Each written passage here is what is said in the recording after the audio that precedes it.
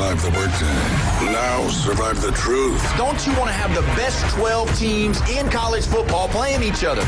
It's time for the hardest hitting 2 hours on the Panhandle. I love it. You're coming through. You got it, baby. Now into the huddle with Paul Wilson on the Sports Blitz. It is a joyous day. I love your show. From the Emerald Coast to the edge of the atmosphere. You gentlemen lift us up every day. 104.3 ESPN Northwest Florida.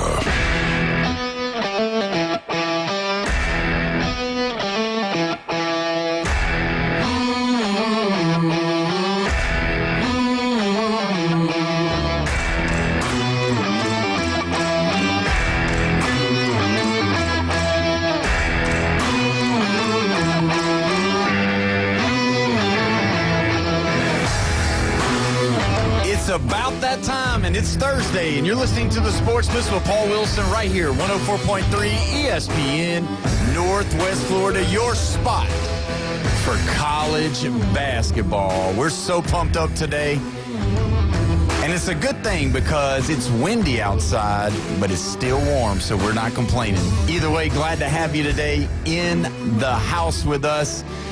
Pumped up and ready to go. Don't forget, if you want to be a part of the show, you can be 850-215-6290. As always, on a Thursday, we got Stone Cold Brian Austin in the building from Lone Star Bullhouse right here in beautiful Panama City. How you doing today, Brian? Doing good, man. Feeling good. I sense the smell, and I love it. I love it. And my wife would hate it, by the way. But I love it. I sense the smell, as I told you just a moment ago, of crawfish. Yeah. And it is in the air. It's in the studio. Yeah.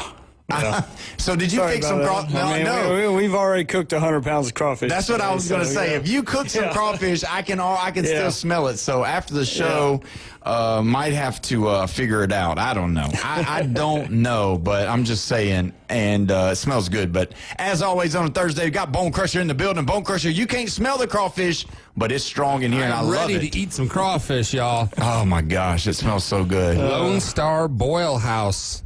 Man. What's the address? 320 West 5th Street. And you got Downtown. specials going on today, right? Yeah, we got a 10-pound tray, $100 for the heavy hitters. Yeah. So that's what I'm talking. And you know what? If 5 pounds is a lot for one person, and, It is. and I will say I've done it. And, my wife thought that was crazy, but I've done it. So with that being said, you could come in there and 3 people could eat, a couple of pounds apiece and that's what most of them split do. it up. Yeah, that's most time. We do have people that will Come in and get the carry whole those 10. down. Yeah, they're not sharing. And they're not small either, are they? No. No, the weather has already come and gone. It's good now, right? Yep, everything's fully rolling now. Let me ask you this: what happened on Fat Tuesday? I mean, I saw a lot of pictures, and man, it looked like you guys It's a had good thing you blast. didn't see videos. I mean, the videos That's right. were a whole nother thing, man.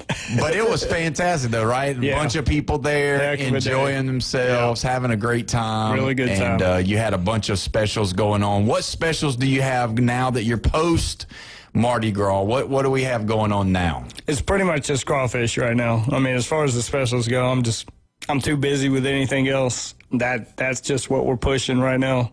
And then along with the sports and everything else going on. So. Yeah, and you have stuff like there's other things on the menu. Like if people don't like crawfish or, like you've got the appetizers. Give us a little. King crab, snow crab, Jonah crab, Dungeness crab, red shrimp, regular shrimp, brisket, pulled pork, all that kind of stuff. So. And Jeff really talks about the pulled pork all the time. Yeah, and every time he's ever been there, I think he's had pulled pork or something. But that's what the Lone Star part is, right? That the is. Lone Star is the barbecue. The Boil House, I know everybody likes it's a Boil House. I don't know. I don't eat boiled seafood or whatever. I don't like. But barbecue is the Lone Star. That's part of it. Yeah. So that's definitely part of it. The great state of Texas. I mean, and they know how to do barbecue, and that's right. So your shirt says to everybody that's not watching, maybe you're listening on the radio, boil that.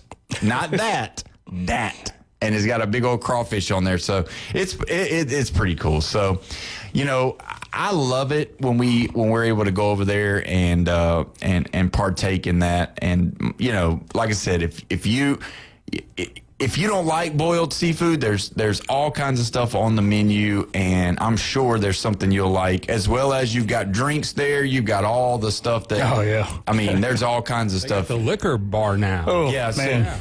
And- Speaking of that, the hand grenades the other day. Ooh, What's a hand grenade? never been to Bourbon Street? I was about to say, right? I've never, You never been to Bourbon? I've never been to Bourbon Oh, Street. man, that's one No. of the first things. It's hand grenades and hurricanes when you go on to Bourbon Street. You got to get one of each. Oh and go my down gosh! I feel like that's a sickness Yeah. coming on. There. When we made them, we're like, yeah, we got to kind of limit these to 2 a person because they were Two drink minimum, 2 drink maximum. max. Yeah, Yes, that's right. max. You got like 2 men, 2 max. That's it.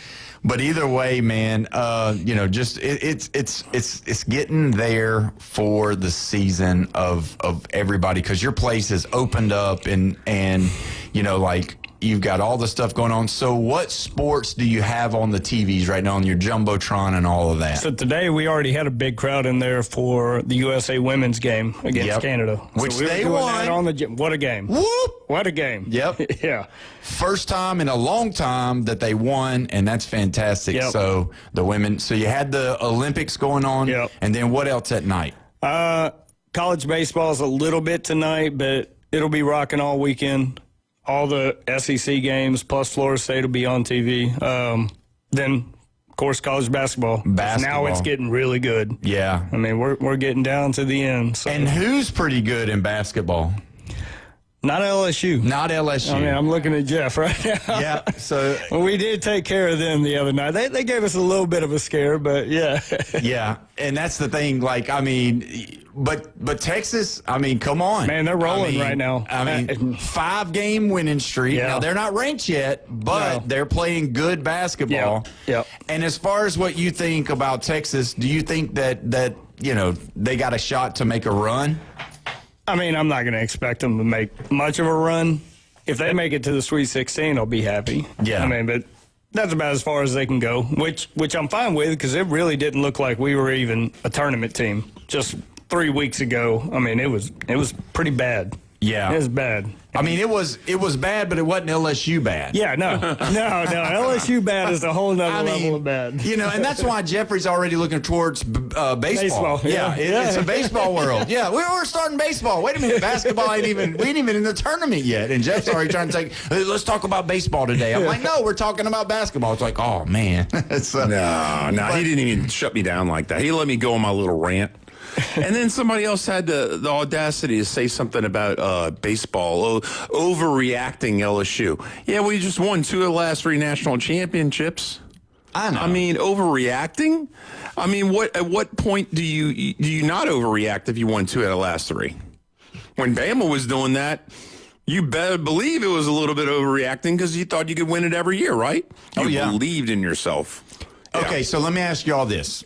Out of all the sports that are the main sporting events, basketball, baseball, football, let's go with just those 3. What's the hardest one to win in order from top to bottom?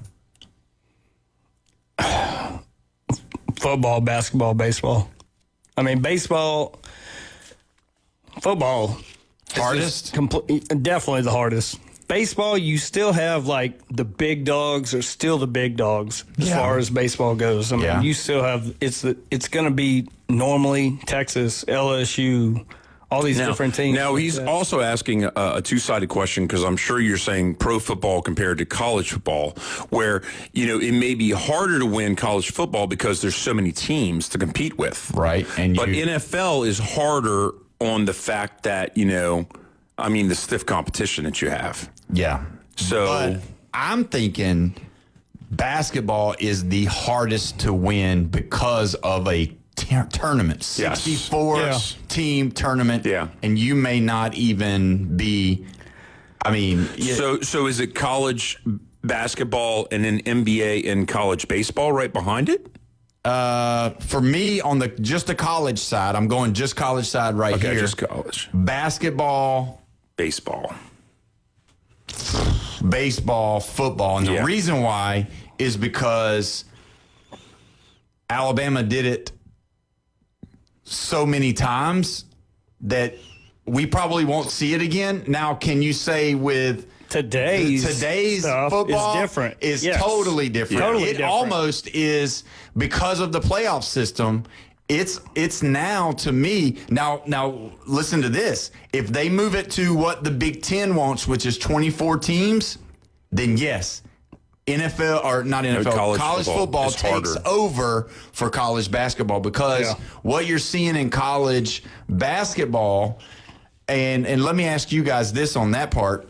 When you look at college basketball, you're not going to see the same teams over and over win it anymore because now everybody's starting to be able to pay these guys more money.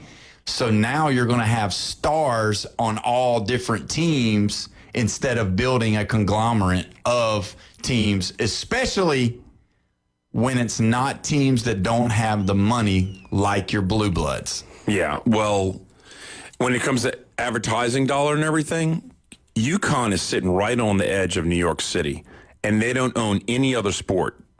Right. So I'm just saying that they could a throw school all like of their UConn, money. Yeah, they could throw all their money into basketball, have to worry about any other sport, not hockey, no nothing. And that's what they can dominate.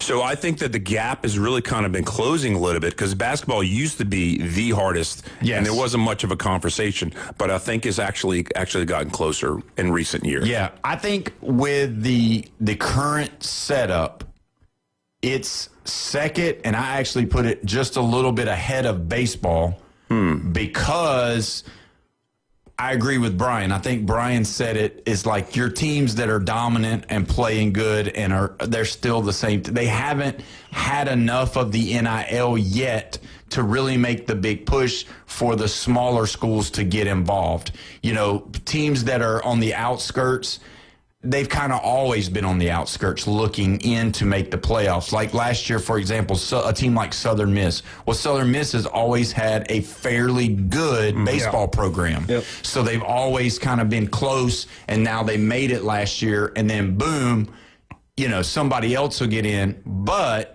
to see like LSU's and Tennessee's and Mississippi State's and all of these guys that have kind of always been hovering around the top, I think they stay up at the top right now. So that's why I push football over, because now you got the playoff, which is harder, and it matters where you're seated, and it matters who you play against and all that, because just like Miami had the hardest road there. Indiana had the easiest road there. And they got there, but they're ready. Indiana was ready. I mean, if we're going to sit back and say that Indiana couldn't have went through that side of the bracket, it's short-sighted. Right? They would have went through that side of the bracket probably too. Yeah, I mean, barring an injury to Mendoza, they would have went through. Yep. But think about this: Georgia and Alabama have repeated in the last decade, right? In football, baseball, nobody's repeated since the '90s. Right.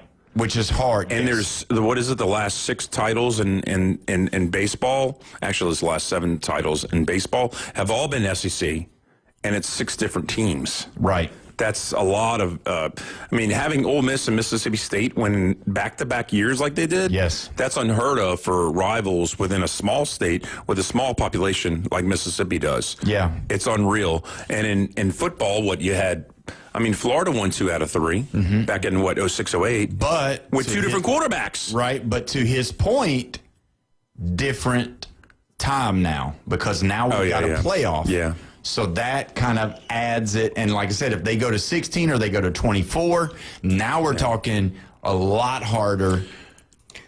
So 16 or 24, do you like either one of those, or you say stick with 12? No, they should have moved it to 16 this year. 100%. I don't believe in 24, but 24 Big Ten's eventually going to get their way because they're a little whiny people, and then they're just going to get their way. And they think that they run the sport, which actually they just won 3 in a row, which is kind of hard to argue with. Now 3 different teams in a row, which is crazy, and no repeats yet. Yeah. And so that, that's really the biggest deal. So because they've won the last 3, do you think their voice is louder than anybody else's? Oh, yeah. Right now. Absolutely, yes. Yep. So they have the loudest voice in college football. Yeah. So the SEC is second fiddle to the Big Ten right now with all of that. Temporarily. Until when? Until we win one. win this year. Yeah. If you let them win 4 in a row, it's even more bragging power. Yeah. Well, and the thing is like if say Oregon were to win it because, Lord, we would not hear the end of it if a Big Ten team won back-to-back. No, I don't think that their voice would be yelling and screaming like that. It's like, oh, we finally won one. We're going to savor this. Because, you know, schools that have never won it before, they're going to savor it more than anybody. Indiana's doing that right now. Yeah, right. But what I'm saying is the Big Ten will be like, look at us. But then, like, if, say, an Ohio State or an Indiana were to say, look at us in the last blah, blah, blah years, we won it twice. Or Indiana says, I'm back-to-back champions. I mean, can we even hold Kirk Cignetti's head in a building if he wins it again? I mean, this guy, he's the face of college football until somebody else takes over next year. So... Yeah. I mean, he come out of nowhere, really. I mean, realistically, they did. The coaching world knew him, but the fandom did not know him. And so with that being said, now he's being, you know, up front and center. So the question is going to be, number one, can they repeat with the same lightning in the bottle with the quarterback? But the second part of that is how will they now be the overdog instead of coming in just about to every big game as the underdog? So that's a lot of big pressure, too, because it's always harder to repeat in anything. I don't care if you're playing Little League Baseball. It's hard to repeat in anything. Yep. So without talking about repeating, though, basketball, though, you can have two players and you can dominate the sport and win a title. Baseball, you get two good pitchers and you could pretty much ride on in, or all through the whole thing to get to the championship. Football, you need a whole team, offense, defense, and sometimes a kicker. Yeah, and that's and when you got 11 on one side and 11 on the other side, that's 22 that you need, not counting your kickers and punters. I mean, look at the job some of these punters have done just to swap the field back over to get us back onto the, you know, inside the 5 or 10 or whatever. Seahawks and Ole Miss, best kicker in the nation, you know? And they were in the conversation. They were in the conversation, yeah. And I mean, that's the thing, like, will that position start gaining more momentum and value? So what's the next sport that the Longhorns will win a national title in?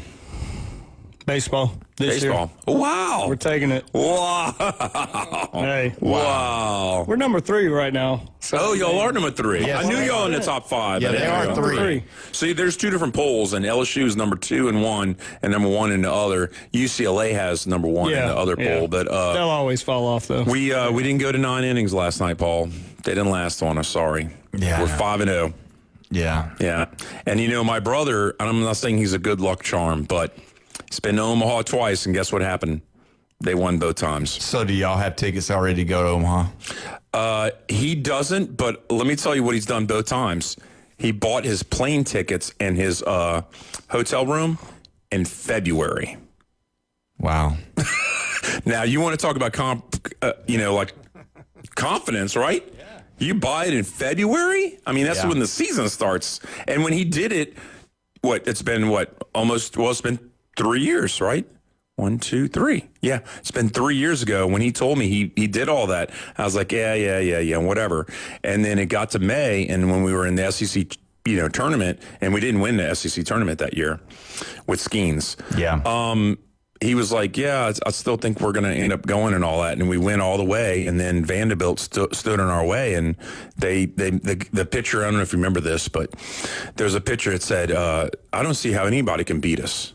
Talking about Vanderbilt. Mm-hmm. Yeah. Talking about Rocker? No, it was definitely not Rocker. I don't remember what his name was, but he was a stud pitcher. Leiter? And then, yes, that's what it was. Yep. And he said, I don't see how any of beat us. I mean, look at how we've been playing and everything, And then we beat him back-to-back games to go play Florida Gators for the title. And it was memorable. And boom, he paid for my way to go up there. Yeah, and we had a great time, and we brought that football energy. Now Texas can do that because they got fans that are, I'm not saying crazy, because they're not as crazy as Louisiana LSU fans. No, I mean, would you say that your fans are crazy? They're not like LSU fans. I will say that. I mean, yes, but they're fiery. They are. They're fiery. Yeah. Before I moved over here to Florida, I went to the Texas LSU series in Austin. We partied with a bunch of LSU fans. I mean, we went toe for toe with them the whole time. Imagine that. Hey, those guys were a little bit nuts, man. But we brought that football energy to a baseball game because we are not as crazy about football as we are. I mean, about baseball as football. But we brought that energy. You know? Oh, yeah. Yeah, it was like we were at a football game, and I've never seen baseball like that, you know? And I've been to Major League Baseball games, you know? So you asked him, when's the next time? What Texas? sport? So Texas will win this year, and that's pretty bold. The question for me, for you, is what sport is LSU's next national title? It's in baseball. So Can't share the title. I know, there's not two fields. No, there's no two fields, so you know. Somebody in this room. And, you know, they stole Oklahoma. Oklahoma's a dynasty in softball. Yep. Yeah, that actually is more likely to be that y'all win because y'all won last year, and the way y'all killed Texas Tech. Yeah. I mean, they were the ones that were there. Yeah, but that made Texas Tech mad, and they went out and spent a lot of money in the softball. NIL. I mean, they took players from Florida, Tennessee. Yeah. They were snatching everybody's best players. I don't know if you know this, but they were building a college baseball Hall of Fame in Lubbock. Oh, wow. And then now it's not, the plans are off right now, and they're now creating plans for Overland Park, Kansas. So outside of Kansas City, right next to Kansas City. And that's where they're going to build a museum and a college baseball Hall of Fame. Wow. Well, I'll tell you this. To me, just one season, you better watch them Oklahoma Sooner women, though, because they they'll be back. are.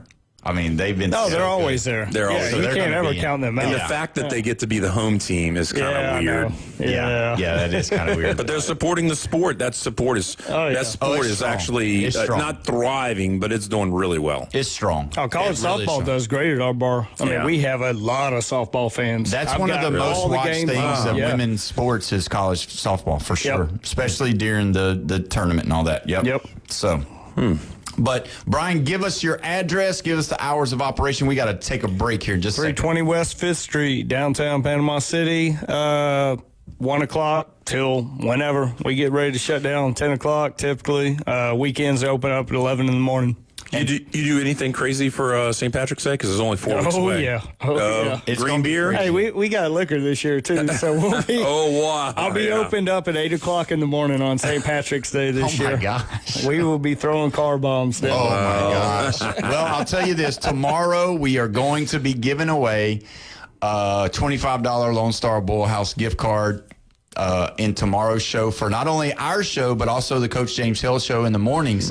So you'll have 2 opportunities to win that. And we're going to be planning something really special come tournament season. So be listening on the radio. We're going to be going live, and we're going to have some big-time specials at the Lone Star Bull House, plus a way that you can win if your bracket is the winner. So we're going to do brackets this year, and it's going to be sponsored by the Lone Star Bull House and ESPN Northwest Florida. So, Brian, good to have you here, man. Yeah, man. Have a great night. When we come back, we are going to discuss a little bit of college, a little bit of NFL, and a lot of other stuff. You're listening to the Sports Blitz with Paul Wilson right here at 104.3 ESPN Northwest Florida.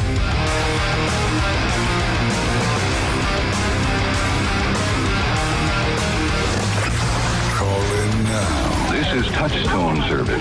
The Red 70s studio line is open. Demonstrate how to make a call with your dial telephone. 850-215-6290. Mornings on ESPN Northwest Florida just got unsportsmanlike. Every team has the ability to do it. I hope all 30 teams can learn from that. They are spending and acquiring every star out there. And what these guys are saying is, yeah, we like it because guys should get paid. And if you want to try to put up guardrails, we're not going to go for it. We are in big time favor of what the Dodgers are doing. And if baseball tries to switch this up, they're going to have a problem. Evan, Canty, and Michelle. Weekdays 5 to 7 on ESPN Northwest Florida. Good afternoon. This is Joanna on ESPN Northwest Florida with Thursday's weather forecast. Partly cloudy and slightly foggy the remainder of the day with temps near 75 and a wind 10 to 15 miles per hour. Very light rain and slight fog tonight, a moderate breeze and a temperature of 69. The same tomorrow around 75 with slight fog in the morning followed by very light showers. lightly sprinkling Saturday and hot around 74. This forecast is sponsored by Mid-South Lumber, the best little lumber yard in Panama City. Thank you for keeping that dial at ESPN Northwest Florida. Rely on it. With over 4 decades in business, Instant Replay Sports Cards is happy to take your collection to the next level. All new hobby boxes, signed memorabilia and supplies, new and vintage cards, and Pokemon. Buy, sell, and trade. They're an authorized source for Topps, Panini, Upper Deck, and Leaf cards. Instant Replay Sports Cards inside the Stanford Station on 23rd Street next to Academy Sports. Come see the bigger store and the larger inventory, or visit online, instantReplaySportsCards.com. Hewitt Tire and Auto has been in business in Panama City forever. Locals taking care of locals. From the smallest to the largest vehicles, they do it all. But don't take my word for it. Listen to the experts. Hewitt Tire and Auto, your certified AAA service center and hometown towing. Visit them online at HewittTire.com. On Airport Road in Panama City. 850-769-7323. Hewitt Tire and Auto Center and hometown towing. 104.3 ESPN Northwest Florida has your chance to win. Subs, chips, and drinks for 4 at Jersey Mike's on 23rd Street. Just open the ESPN Northwest Florida app and crush the contest button. Winning. The ESPN Northwest Florida app is available for Android and Apple. Your put-downs, smackdowns, and shutdowns. That's the difference between a winning football team and a losing football team. It's a Trash Talk Thursday on the Sports Blitz with Paul Wilson. 104.3 ESPN Northwest Florida. Welcome back. You're listening to the Sports Blitz with Paul Wilson right here at 104.3 ESPN Northwest Florida. Your spot for all things college basketball right here in the Panhandle. Don't forget, if you want to call in and be a part of the show, you can call or text the Red 7T's phone line, 850-215-6290, the Red 7T's phone line. Red 7T's, your spot for all things custom apparel right here in the Panhandle. And don't forget, we've got an ESPN Northwest Florida app. So if you go on there and crush the inner contest, you have an opportunity to win subs, chips, and drinks for you and 3 guests. That's 4 people at Jersey Mike's on 23rd Street. So go on there and crush the enter contest button on ESPN Northwest Florida app. You know, last night I went over to the Gulf Coast State Commodore basketball game, and the Commodores was not able to pull it off. They fall to Chipola by 10.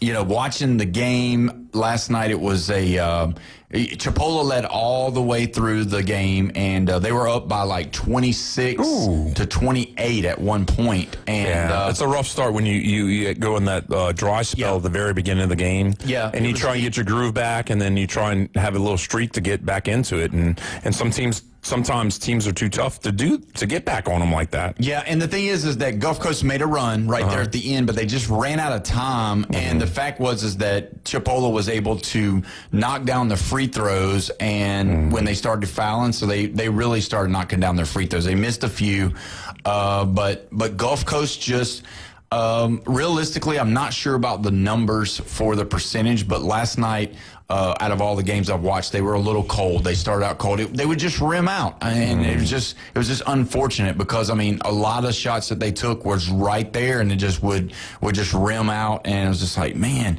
and they just could not catch up, and it was the opposite. It seemed like everything went Chipola's way, and especially in the first half, when you look at the clock, they've got the fouls and all that on the board, and at the time, Chipola had 1 foul when I looked up there, and there was about 8 minutes left in the first half. Chipola had 1 foul, and Gulf Coast had like 6. And, you know, and I'm not one of those guys that blames the referees or whatever, but this college basketball, if you've not been over there to Gulf Coast, you need to go check them out. It's a great game to watch. All the seats are good. You're right there on the court to watch them. Coach Below does a great job. He's really got that program looking really good. And the fact is that when you go over there and watch them, it's such a physical game. It's, you know, a lot of people that I talk to, they're talking about it's almost football on the hardwood, and it's unbelievable. And it's like the referees have a pick and choose about how they call the game. And it's like one time you'll go to the rack and you'll get, hammered, and they'll just let it go. And then the next time, you'll go to the rack and somebody barely gives you a little small hand check, and then boom, they're blowing the whistle. And it's just like, what? You called that, but you didn't call this? So it's a really tough game. And obviously, I umpire, I referee at times different sports here in the community as a public service. But realistically, when you look at it, man, I don't see it. There is no rhyme or reason about it. It's almost like that's called, but you didn't call that. So it's crazy. So it's nuts. So I have a tie-in with that. And the big game supposedly last night in the SEC was number 20 Arkansas playing at number 25 Alabama. Right. Yeah. That was the big game on the slate. Arkansas just ruled the roost in the whole first half, and then Alabama had to come back big time, and they end up having a guy bragging. I'll get into that in a second. But apparently there were a lot of bad calls on Arkansas, and 2 of them were walks. Yeah. 2 walks called on Arkansas. Which is almost unbelievable because they don't call it anymore. They don't call any walks. It's crazy. And then, there's people that are whining and complaining about the play, how many fouls, because the fouls, what was it? There was fouls and something else. It wasn't rebounds or bench points, but the Arkansas people are like pointing and saying, look at the, how off it is between the 2 teams. Yeah. And so Bama was able to come back, put it in overtime, and then went to double overtime. So that's an exciting game, and Alabama was able to pull that out. And it wasn't really a must-win, but it really does help Alabama's cause right now, beating a team that's ranked above you. Well, and the thing is 117 to 115. Yeah. And if you look at what the guard, number 5, Acuff, he scored 49 points last night. And which he played 50 minutes.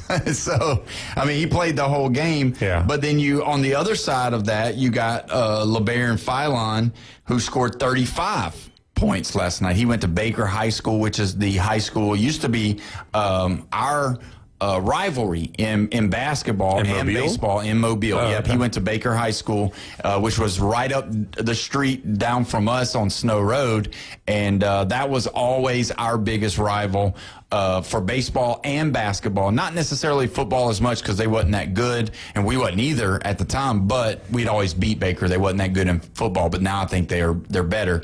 But it's just crazy to see these guys because when you look at Alabama, they're ranked 25th. Arkansas is ranked 20th. And you would just think that, with Calipari at the helm, you would think that it probably was going to lean towards him. But, these stats are just crazy to me. But the road teams in all the SEC matches were favorite yet last night, except for Bama.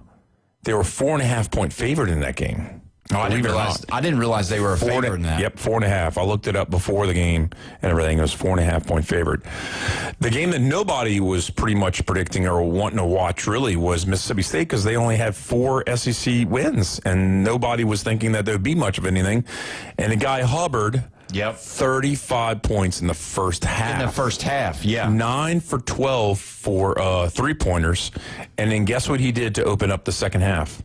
What? He had another one. He was 10 for 13 and had 38 points just like a minute into the second half. And it was crazy. And then you know what happened from there? Went downhill. 17-1 run for Auburn. 17-1. They had a 5 or 6 point lead at that point, and then somehow, some way, Mississippi State came back and won the game at home. Yeah, I can't believe they won because I thought for sure because I had turned it on. 104.3 ESPN Northwest Florida on the way home last night after the Gulf Coast game. Yeah. And I started listening, and it was exciting. It was coming back from the first half, and they were talking about how great Hubbard was. And 16-point lead at halftime is what Mississippi State had, and they gave the game over to Auburn and took it right back. Yeah. Well, Hubbard, like you said, he was... So he's lights out. 46 points last night. 46. So he got 35 and then 11. And then I think this is his third game with 31 points or more, I believe is what it is. Yeah. I mean, the guy is sick. He's on fire right now, and it's a shame because he'll probably end up in NIT.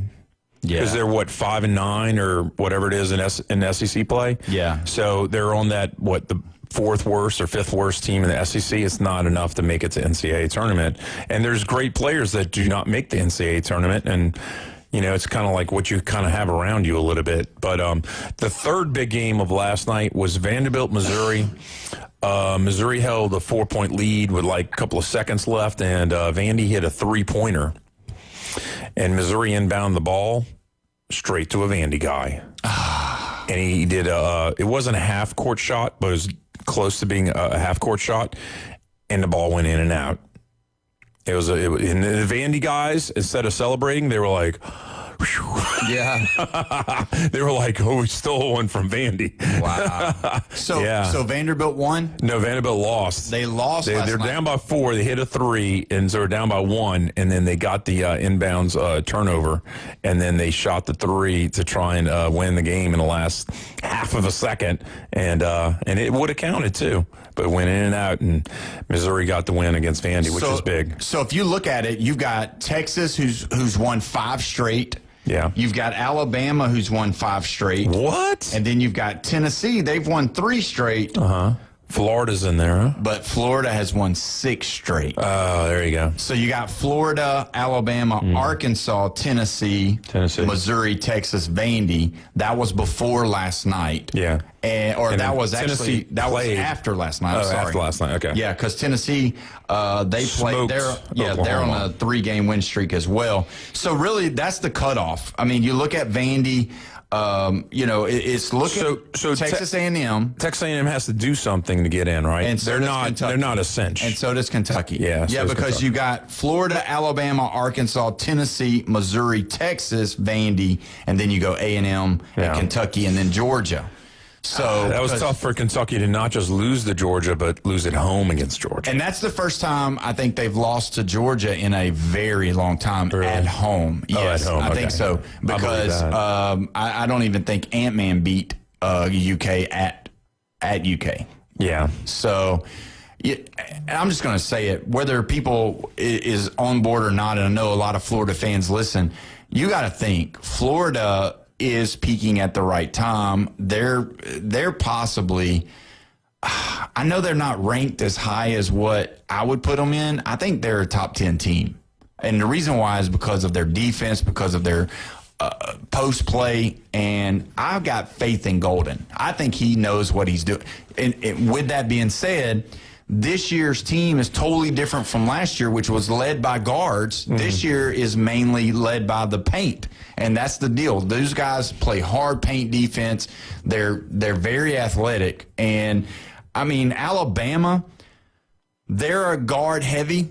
And I don't know if you saw this or not. I don't know if you care to even know about it, but LeBaron Filan, who we've been talking about from Baker High School. Oh, yeah.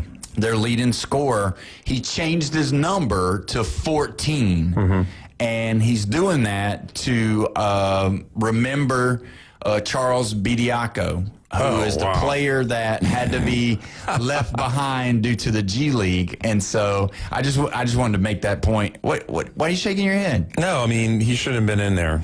And then now you're going to celebrate somebody you don't have anymore. I'm not all about it. Well, just move on. I mean, he's celebrating him because it's his teammate. Yeah, it shouldn't have been in there. He shouldn't have ever been in there. You don't think so? No.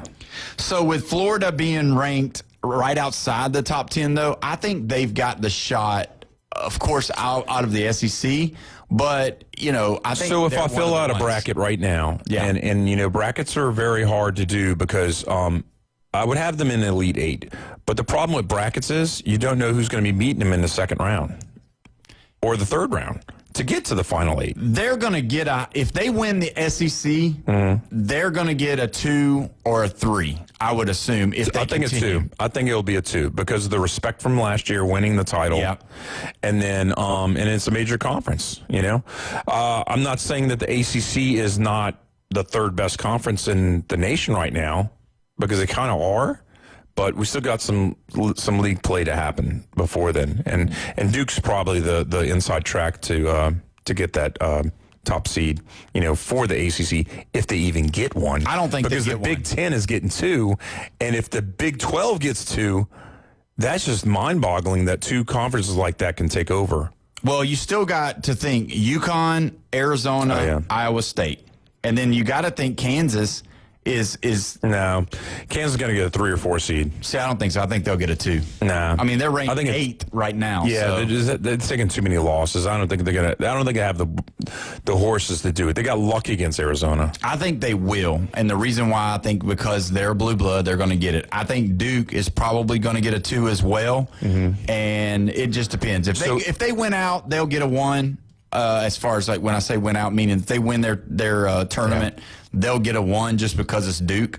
I think Michigan's going to get 1, and then Illinois will probably be one that will slip down to 2 or 3 seed, right? Yeah. Well, I mean, you got Nebraska that's ahead of Illinois right now. It really depends on on what happens in their tournament. Oh yeah. And they got a lot of play to go. They've got 5 more games, probably. Yeah, and that way you got to look at how they do in their tournament against each other head-to-head, if they do play head-to-head, or if they play one of the other ones. And there's always upsets. You know how that rolls. So on that note, if you look at schedules and all that, and you see who's playing who and all that, I do not like the fact that there is not a rivalry game at the end of basketball. You'll have like an Ole Miss playing South Carolina. Alabama's not playing Auburn at the end of the basketball season. See, that doesn't bother me as much because I know that they play several times. Twice during the year. Yeah. So, unless they're, 1 versus 2, the way you do that is just work your tail off and get in a conference final against each other. That's how you do it. You play each other. That's how you do it. I don't like it. I do. I don't want to play, Missouri. LSU playing Missouri at the end of the year in basketball, really? I mean, LSU probably needs to play Mosley if they want to win. But either way, Bozeman. But either way, we're going to take our next break. And when we come back, we got Alan Watson from Golf Plus on the line. You're listening to the Sports Blitz with Paul Wilson right here, 104.3 ESPN, Northwest Florida.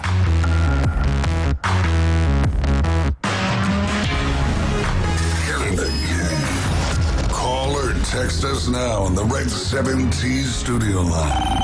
850-215-6290. ESPN Northwest Florida. It's the Coach James Hale Show. The only one person more critical than you to make this show. Oh, thank you, Coach. That's so nice. I was going to say that. Wildcat. Wildcat. You complete me. You had me at hello. You believe this? You had me at hello. What do you want? What do you want? I'm going to give you a gift. Yeah. Weekday morning 7 to 9. ESPN Northwest Florida. Looking to upgrade your truck?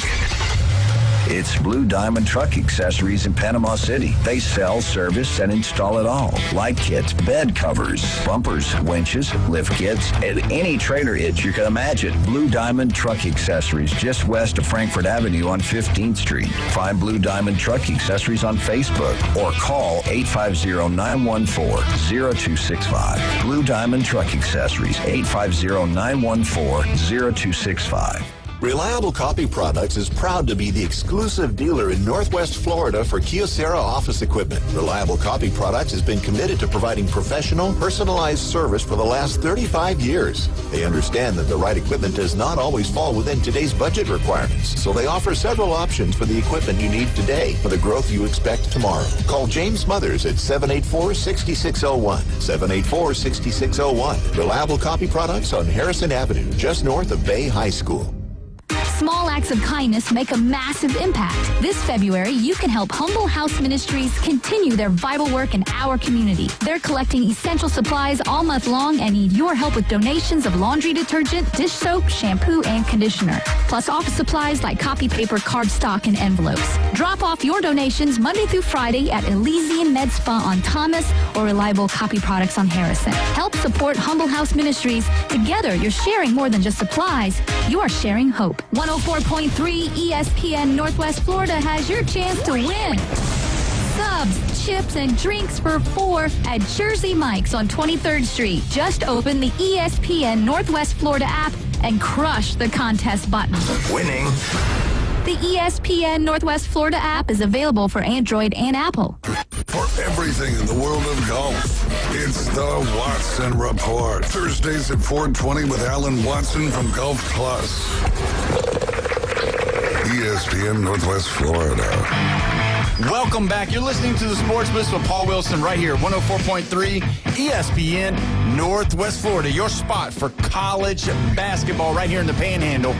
We're pumped up and ready to go on this beautiful Thursday right here in Panama City Beach. Don't forget, you can call in, you can text in on the Red 7T's phone line, 850-215-6290. On the phone line now, though, we've got Alan Watson with Golf Plus. Alan, how you doing today, buddy? I'm good, man. A little tired. Went to Tallahassee last night for a show, and my wife and I are we're early to bed, early to rise kind of people. So staying up late for a concert was more than my body was ready for. But that's okay. We had a good time, and I'm back. Been working most of the day, and yeah, feeling all right. Well, I mean, you got my ears perked up. What kind of show did you go to? What's the show? Well, we went to see Heart. So, Ann and Nancy Wilson, you know. What are you laughing at? That's way past my time. You and Jeff can relish in the Heart moments. Here, go ahead. Go ahead, Jeffrey. That's very 70s and 80s, you know. I don't. That's why I was passing it to Jeff. I'm trying to remember. Actually, I just liked something on Facebook today, and it was a tribute band, and one of them was Journey, and the other one, and this is happening like in March here in Panama City Beach, and I was thinking, oh wow, you know, I know people who would love to go to go watch this tribute band. That's kind of what tribute bands are like. But, as he hit the button, hold on. Good. As he hit the button to buy his tickets, that's exactly what he did. No, but he's going to go see the real thing. It's no tribute band. He's going to go see the real Heart. So tell me a song that they sung. Last night. What's one of their songs?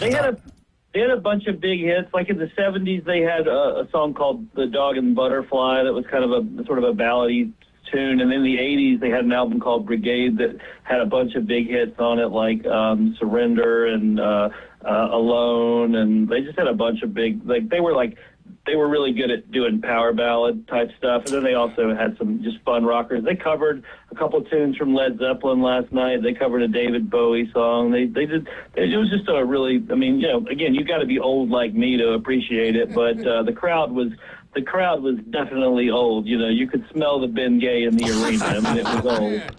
So how many water breaks and bathroom breaks did they give y'all? So wait, is it Ann Wilson? Is that the name of the Ann and Nancy Wilson are the sisters. So let me tell you, the second sister. He used to date Nancy back in I was a child, but no, the second one, the blonde. Oh, she can play guitar. Yeah, Nancy. They played the song Barracuda. Yeah, Barracuda was the closer. Oh my God! No, Paul. You have to listen to this. If you think Joan Jett can rock, you got to listen to Heart. Wait, who's Joan Jett? Oh my God! You don't even know who Joan Jett is. I'm telling you guys, I'm young. I mean, I don't know what's going on. Whatever. Yeah, you actually, in your defense, you were probably 9 years old when Joan Jett was like topping the charts with like 3 different songs. Yeah. Yeah. Okay, man, You're making me feel old, but anyway. Well, that's just Paul. That's Barracuda, Alone. Yeah, Alone, yeah. See, the thing back in the 70s, they were more guitar based, and they were thrashing it. But in the 80s, got more into ballads and all that. But don't get anything wrong. The lead singer, she's got pipes. She can sing big time. Yeah, it was awesome. It was a great show. Well, that's fantastic, and I'm glad that you got to go and partake in that, and that's really cool. So didn't get to bed till 10:30. Exactly. That's exactly when we went to bed. Oh, my gosh. All the way. Yeah. Anyway. Yeah, that's fantastic. But either way, tell us a little bit about what's going on at the shop this week, Alan. Yeah, so we've just been rocking. My new guy, Michael, is back that I had come in when I went to the PGA show. He's doing lots of fittings and getting geared up with doing lessons with folks. So we've really been enjoying having him in there. Andrew, my new GM, who's been with me for about a month now, he's just been crushing, getting the store really tight as far as cleaned up and just all the little projects that I haven't been able to do for the last 6 months because I've just been so busy by myself and not having as much help. So we've just been really, I mean, the store looks amazing. The guys are crushing it over there and finally giving me a moment to breathe so I can, like, talk to you guys and go to see concerts and all that. I mean, I'm still working, don't get me wrong, but, you know, I finally feel like I can breathe when having these really good helpers here with me now. So, are you able to network like over Signal Hill or over in 30A or anything like that? I mean, I have relationships with the courses on 30A with Water Sound Club. We have relationships with those guys. We have relationships with Bay Point here on the beach and with Legacy. We have good relationships with all those courses. The Signal Hill, I have not really been able to put a lot of I don't really know the owner. I need to get over there and shake hands, but I don't. Other as far as that course goes, but the other courses, yeah, we have great relationships with all of them, and also like up in Bonifay, the guys that own Dogwood Lakes up there, and then over on Sunny Hills up 77, we know the guy that runs that. So yeah, we got relationships with all the courses. You know, they're great. I know last week we talked about some of your bags that you had coming in. You said you had boxes and boxes that had came in from FedEx. Do you have any new stuff like that came in this week? Yeah, new putters from Odyssey, new wedges from Titleist, the new SM11s have already been selling well. We have, I'm trying to think of what else has come in lately. More grips just pouring in, new head covers, new hats. Like we just got in the new hats from Ghost and new bags from Ghost this week. Those are awesome. So, yeah, it's been, this is that time of year where the store just gets really loaded up in preparation for the season. And honestly, sales are really brisk right now. We're having the best February we've ever had. So everybody's shopping early, getting ready as this weather's starting to turn kind of perfect right now before it gets hot. So, yeah, it's just plenty of good-looking stuff. If you're shopping for yourself or for a gift, great time to come in and see the full selection before it starts getting picked over. Obviously, my golf game is not as up to par as most, just because my clubs just sit in the garage. But when you talk about the grips, I know people get their clubs re-gripped. Is it like baseball where, it's just personal preference? Is it, you like a softer feel or a thicker feel, or how does that work as far as golf club grips? Because mine are just like whatever they came with is what I still have. Sure. So, great question, and we've talked about this before on the air. It's definitely something where it's a personal preference thing as far as the texture and the feel. And then, of course, we can measure you for size, but even that can sometimes just come down to preference. So sometimes people want a larger grip so they don't have to squeeze down as tight, or sometimes maybe they have a medical condition like some arthritis or something. And so sometimes we'll get a bigger grip for someone just for helping them not have to, squeeze their hand so tight. But the texture side of it, whether it's a dry grip, whether it's a sticky grip, whether it's a rough feeling grip, all that's just personal preference. And then, we recommend that if you're playing actively, that you need to regrip every year. If you don't play that often, every 2 to 3 years, as long as they don't just get so baked on and gross that they have to be changed regardless of use. That can happen too, depending on where you store your clubs. But it's definitely that time of year to go ahead and get them done now. That way you're not wasting shots 2-3 months down the road thinking, man, I should have gotten them gripped, and you keep playing with them and they're gross and they're sliding in your hands and all that, because all the oil and dirt and sweat and all that, it builds up on the grips. So if you don't clean them and then you just let them sit, then they're not going to be any good. I gotcha. So I guess let's move over to the PGA a little bit. The age question of the day: is Tiger going to play, or what? What's Tiger going to do? Yeah, so he's talking about coming back and playing in the Masters, because obviously he has that lifetime exemption there. So he's talking about possibly playing the Masters. I know a lot of people are talking about whether he's going to play, sometimes we still refer to it as the senior tour. It's called PGA Tour Champions, which is just the over 50 crowd. So he qualifies to play on that tour now. Wow. So will he do that? Will he play? Obviously, he could get sponsors exemptions into a lot of tournaments, and he already has exemptions into the majors. So it's just interesting. It'll be interesting to see whether he it seems like the last several years, every time he sort of kind of gets the car cranked up, then he can't get it in gear to go anywhere, kind of thing, is the only analogy I can think of. Like, he just doesn't seem to be able to get, going again physically, problems and all that. But, yeah, I mean, he can still play golf, and hopefully he's at the Masters. Hopefully he's at several tournaments this year, and he would do amazing things for PGA Tour champions in terms of the dollars if he would go play some of those events, because obviously ticket sales would be higher than they've ever been before for any event he shows up at on that tour. So, I'm not holding my breath because, like I said, he has not been able to get it going the last few years, but we'll see. Let me ask you this about that. So would he have a better shot? I mean, obviously he'd have a better shot at winning those tournaments. If he were to win those, would that go into his, trophy case, or does that have its own separate, like, as far as his winning Grand Slam type stuff? Is it kind of in a different bracket? Yeah, it's different bracket. PGA Tour champions, because you're not talking about playing on the regular PGA Tour against all of the current best players in the world. You're only talking about playing against the former best players in the world. And believe me, the PGA Tour champion still has some amazing golf being played. You've got guys like Bernhard Langer still playing great golf even at his age. You've got the younger guys who just sort of rolled on to that age, like Stuart Sink, who has won majors before, that play on that tour. There's just a bunch of really great golf being played.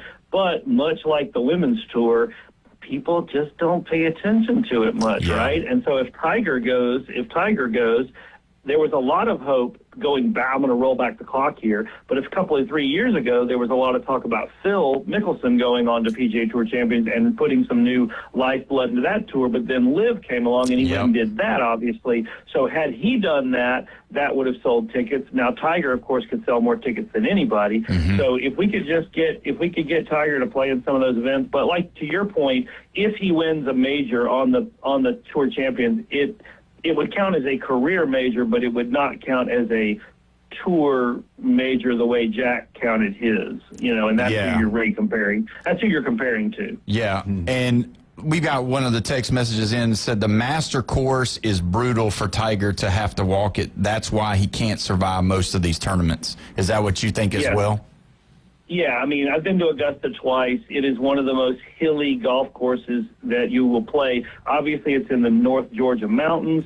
It's very up and down, and the television, when you watch it on TV, it does not do it justice in terms of understanding how brutal some of those hills are. Even number 1 starts high, goes low, comes back up high. 18 is massively uphill, 10's massively uphill. And so, to your text call or whatever, their point is exactly accurate. I mean, Augusta is not the golf course you want to play. You want to play more on the Florida swing if you're, going to have to walk. And so I tend to agree that Tiger is going to struggle. He's 51 years old or about to be 51 years old, somewhere right around there. That's not super old, but in athlete years it is. Yes. And so, for a recreational golfer will tell you that at 50, we're not hitting it the way we hit it at 40 or 30 or 25. But for a professional who's put their body through what he has done and then the car accidents and all the other stuff, I mean, there's just no way he can get out there and week in and week out compete against the likes of your Scotty Schefflers and your Jordan Spieth and all those guys that are 20 plus years his junior. Well, and I'm just going to say this, guests being over 50 and co-hosts being over 50, you guys are getting on up there too. So that's one of those things. But we appreciate you coming on, and it's always a blast, man. We got to get you in the studio, but we do have to go. Yeah. But have a great time, man. All right, my friend. Thank you, Alan. Yes, sir. Appreciate it, y'all. Yes, sir. Go see Alan at Golf Plus. When we come back, Netflix star Stephen Harris going to talk about Coach John Summerall, Florida Gator football. You listen to the Sports Blitz at 104.3 ESPN, Northwest Florida.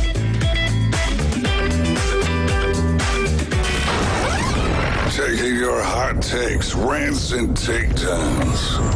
Let's hear it on the Red 7T studio line. 850-215-6290. Your home for college basketball. ESPN Northwest Florida. The number 12 Florida Gators travel to face the Ole Miss Rebels this Saturday. Riding a 6-game winning streak, Florida comes in as one of the hottest teams in the country. While Ole Miss is currently mired in an 8-game losing skid. Coverage starts Saturday morning at 10:30, tip-off at 11 on your home for Florida Gator basketball. ESPN Northwest Florida.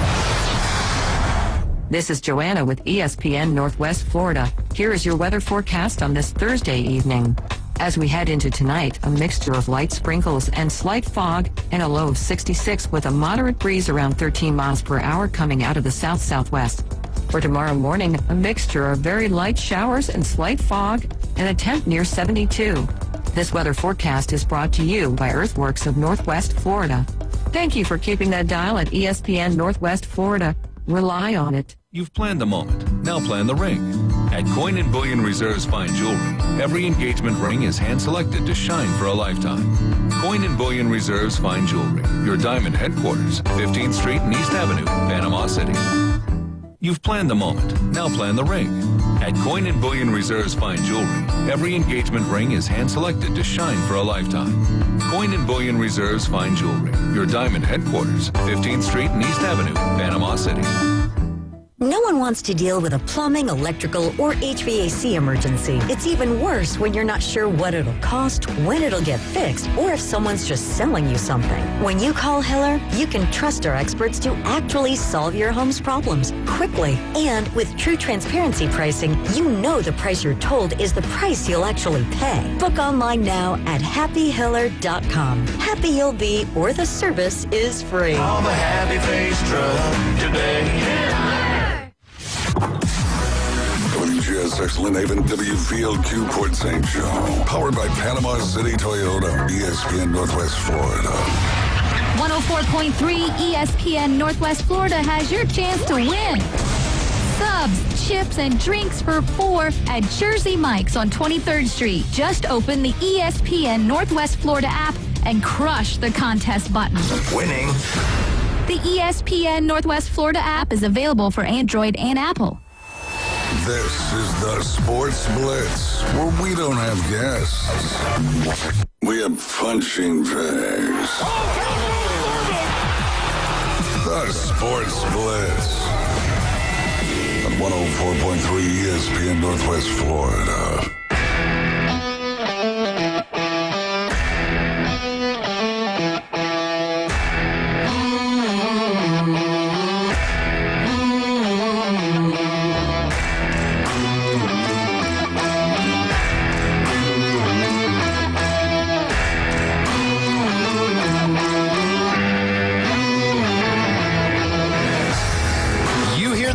You know what that means. It's 5 o'clock on a Thursday, and you're listening to the Sports Blitz with Paul Wilson right here, 104.3 ESPN, Northwest Florida, your spot for Gator basketball right here in the Panhandle. Don't forget, you can call in, text in on the Red 7T's phone line, 850-215-6290, the Red 7T's phone line.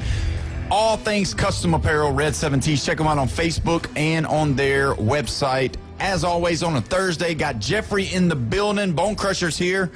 And now we are joined by Netflix star, national champion, and our friend of the show, Stephen Harris. Stephen, how you doing today, my friend?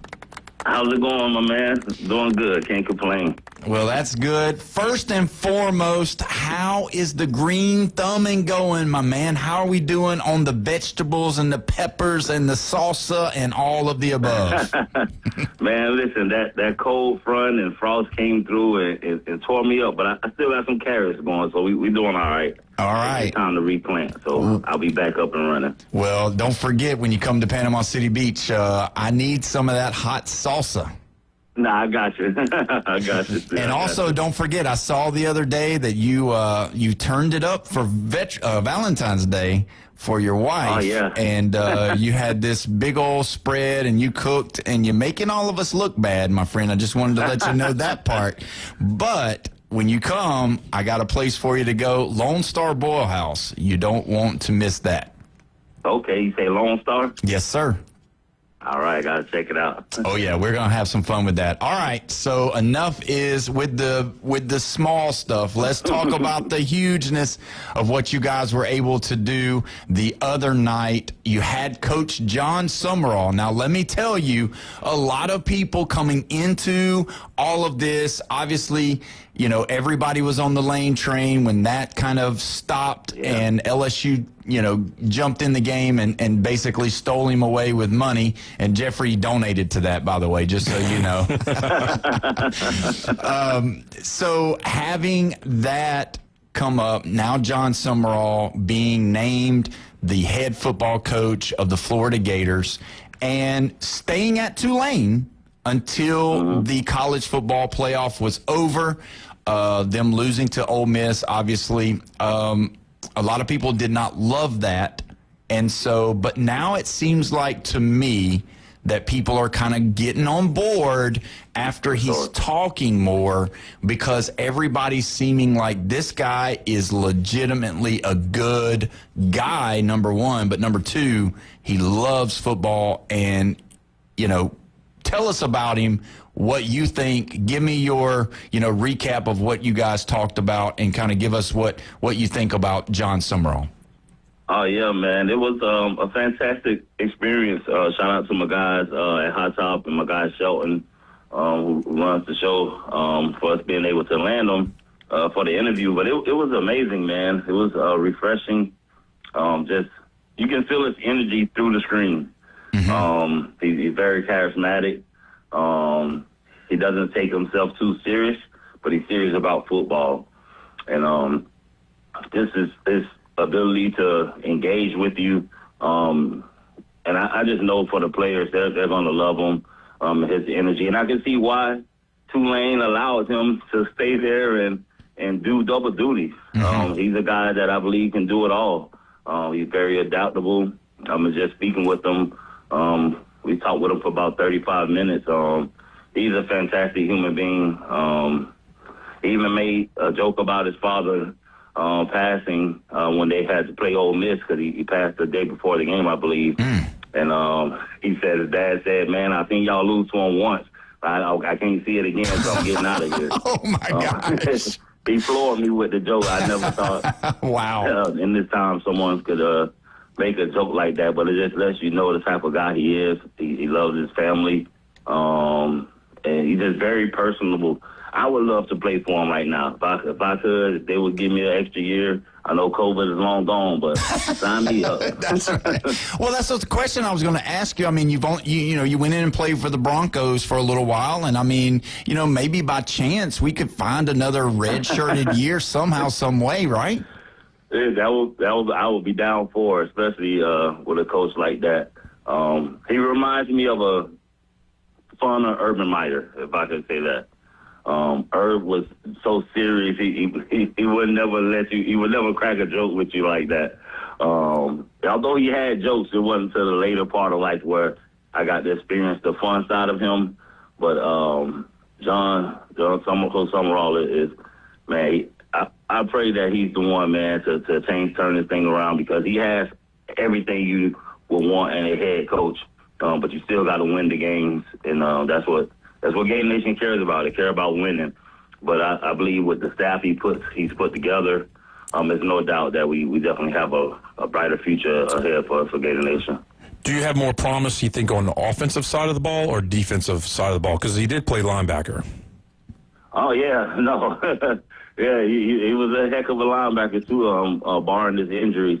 I know he made a joke, said he wasn't fast enough to put his face on anybody, so he made a lot of arm tackles.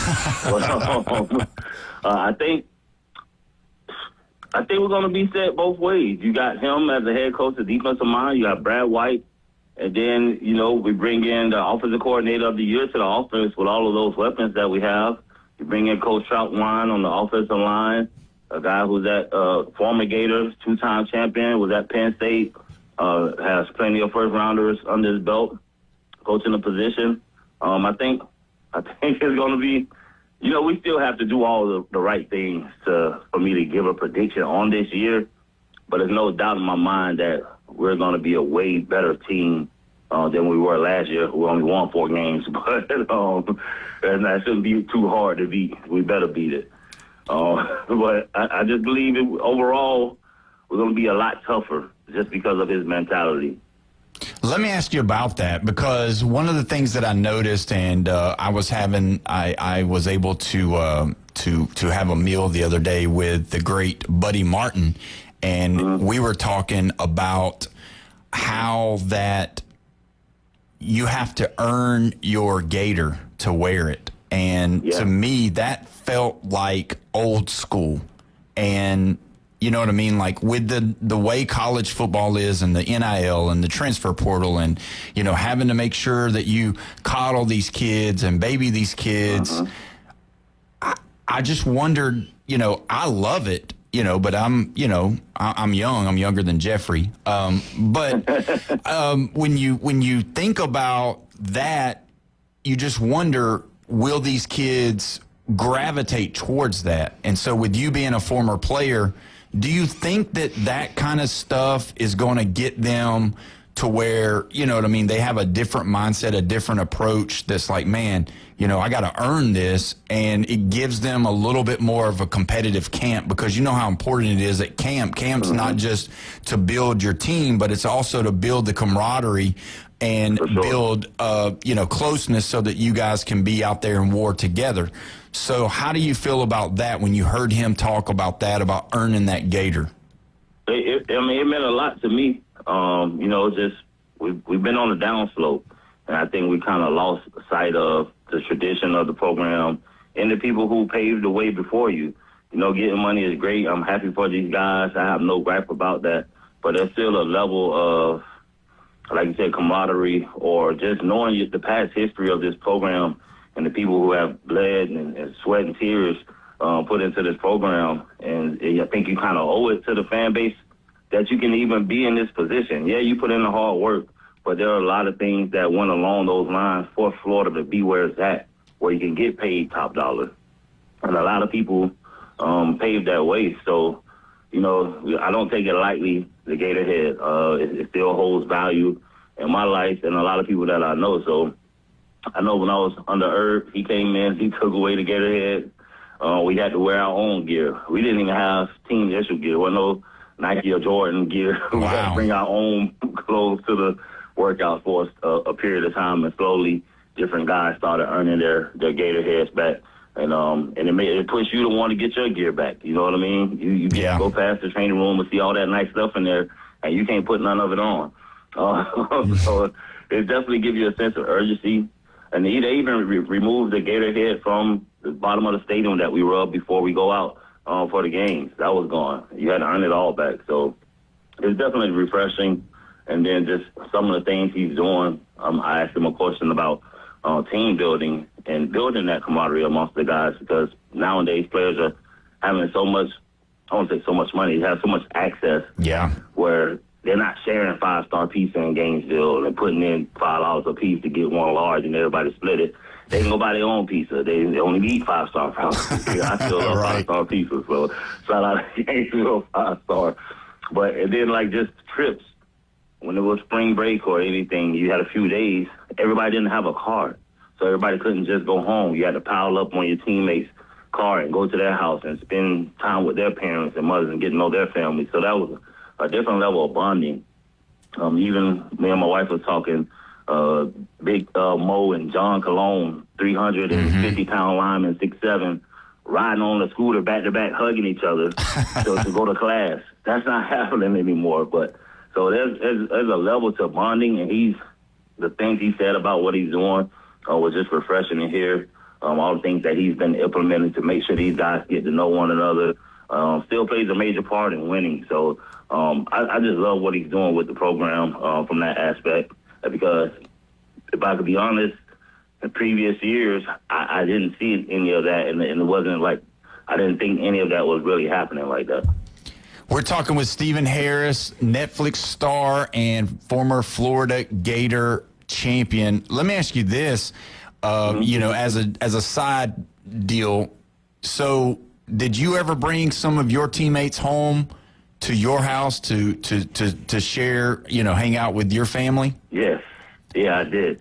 I lived in a 2-bedroom apartment. My mama had 5 kids, and my teammates would come sleep on the couch on a Friday night, and my mama would wake us up with a belt on Saturday telling us it's time for breakfast.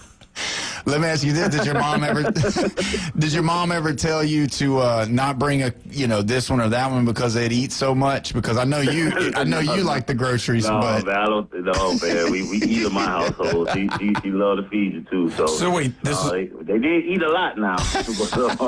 Was this in high school? She's braided my teammates' hair. All kinds of stuff, man. It's just a different level of bonding when you have those experiences. And I wish they would have more. I know it's a new day and age, but this is why we have the relationships we have down the road where I could pick up a phone and call any one of them and drop them a dime, and they're there for me. Are we talking about like high school time? No, my college teammates. Oh, your college teammates. So where was your mom still in Coral Gables? No, we were in Coconut Grove. Oh, Coconut Grove. Okay, gotcha. Yep. Yeah, and I remember as a kid, my mom, she cooked and did all the stuff, and but there were times where kids would come over. It's like, next time don't bring him over because he don't have, like, he ain't never ate. He ain't had food for a week. Like he's ate so much. So I could imagine all of you defensive tackles or even any of them coming in there eating like that. It's like a holiday. You got to prepare for a holiday when you do bring them home, though. It's not no regular cooking going on. They got to know they're coming for sure. There's a whole bunch of garbage disposals on the way. That's right. So let me ask you this: as far as with the coach, I know y'all probably didn't go. I haven't been able to listen to the interview, but did he address any of the online stuff that's been going on about the quarterback competition that's coming forth? I mean, obviously you got people that are on both sides of the fence, and bringing a quarterback with your offensive coordinator, it's a big deal. But I mean, did he lend any kind of information about that, or just do you trust that it's just going to be best man wins? Yeah, no, we didn't ask him that. I know previously I've heard him on different podcasts or shows. He adamantly expressed that everybody's position is up.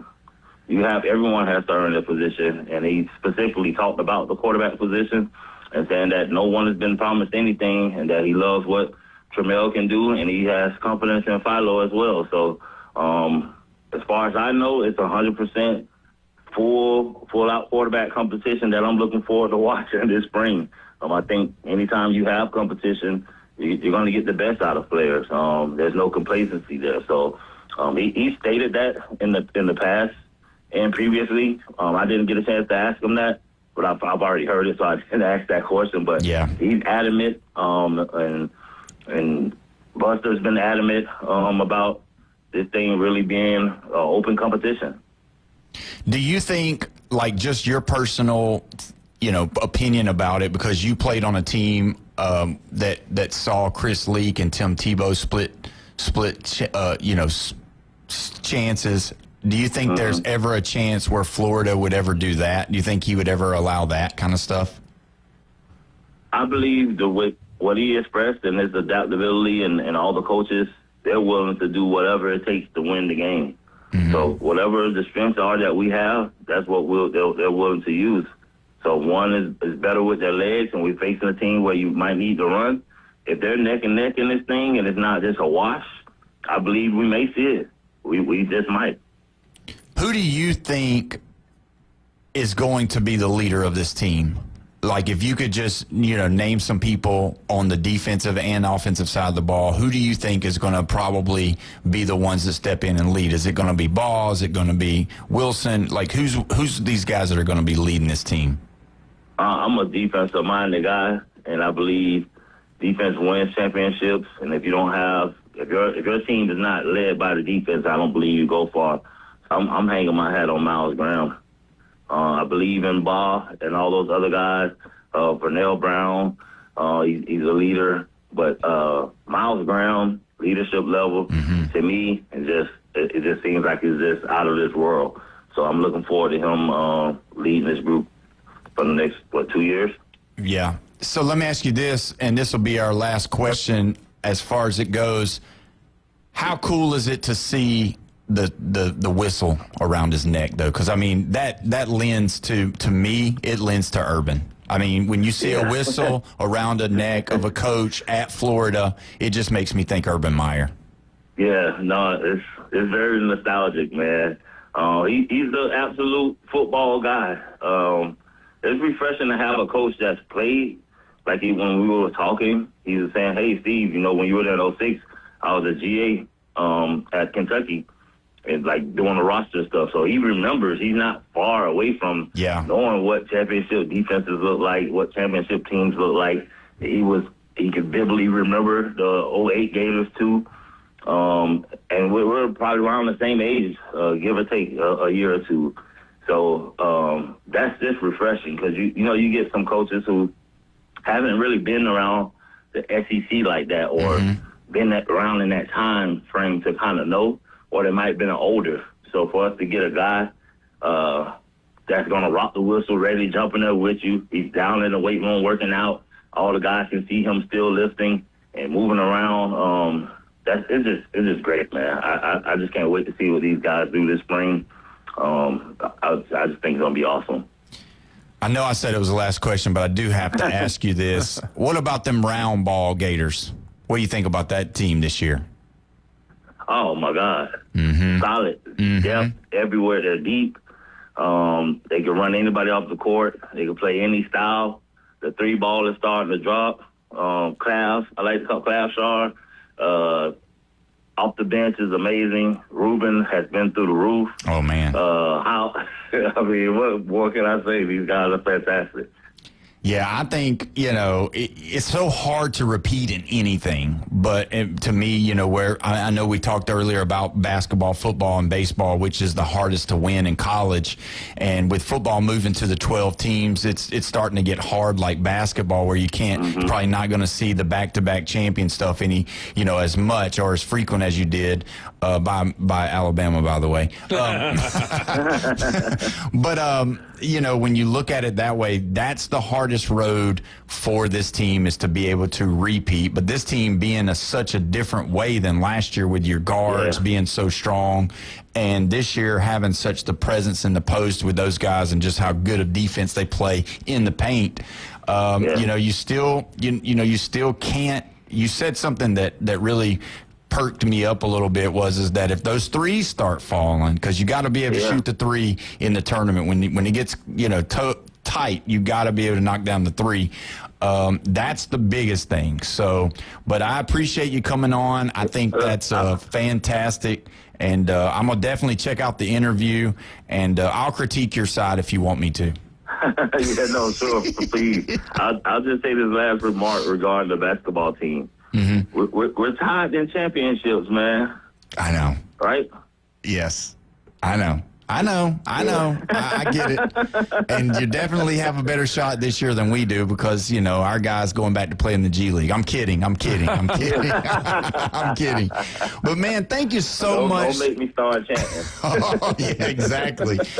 Steve, thank you so much for coming on, man. I appreciate you. And, as I've been here today, I just thank you for your friendship. Thank you for being a part of the show. Yes, and I do have a surprise coming in possibly in about 2 weeks. Awesome. His name starts with a U and his last name starts with an M.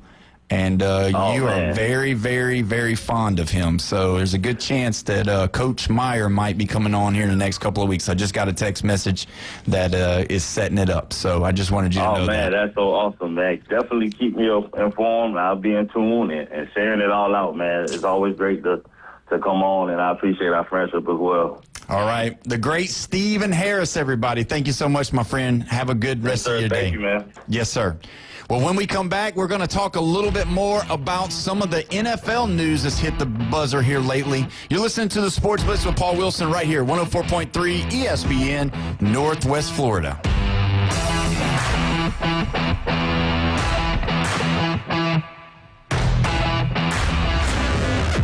The Red 70s studio line is now open.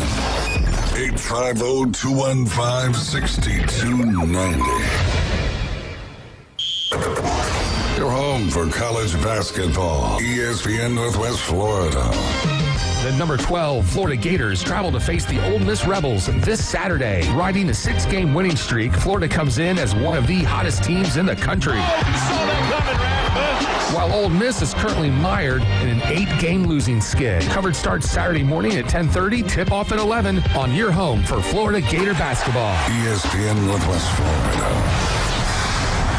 This is Joanna with ESPN Northwest Florida. Here is your weather forecast on this Thursday evening.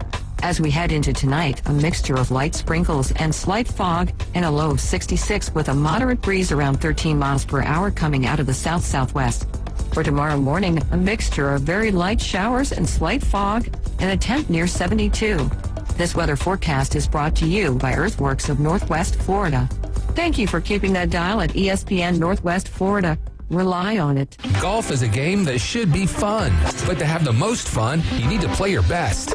That's where the experts at Golf Plus come in. Their friendly staff will guide you through the buying process, answer all your questions, and can help with any repairs you need along the way. Golf Plus is your custom fitting, club repair, and golf retail shop. Golf Plus staff is non-commissioned and will work with you to find the best product for your game, just like they've been doing since 1988. Golf Plus in Panama City Beach. Fitting, repair, retail. That's Golf Plus. Discover Kia at Bill Bird Kia. Stop by Bill Bird Kia during the President's Day sales event going on now and drive away in a new Kia. Now offering 0% APR for up to 48 months on the purchase of a new 2025 Kia Telluride. There are a few left on the lot, so stop by for a test drive. You'll get the perfect balance of comfort, safety, and technology. The road is yours. Bill Bird Kia is the home of the 20-year, 200,000-mile warranty. Stop by and see us at 2435 East 15th Street or anytime at BillBirdKiaPanamaCity.com. We'll give you the perfect peace of mind that you can trust. Offer from Kia Finance America for the purchase of a new 2025 Kia Telluride with $2,083 per month per $1,000 financed in 48 months. Quantities limited, no down payment required. Cannot combine with other finance offers. The 20-year, 200,000-mile warranty is a Bill Bird Kia warranty. See dealer for complete details. Offer for well-qualified buyers must take delivery from dealer stock through 3/2/26.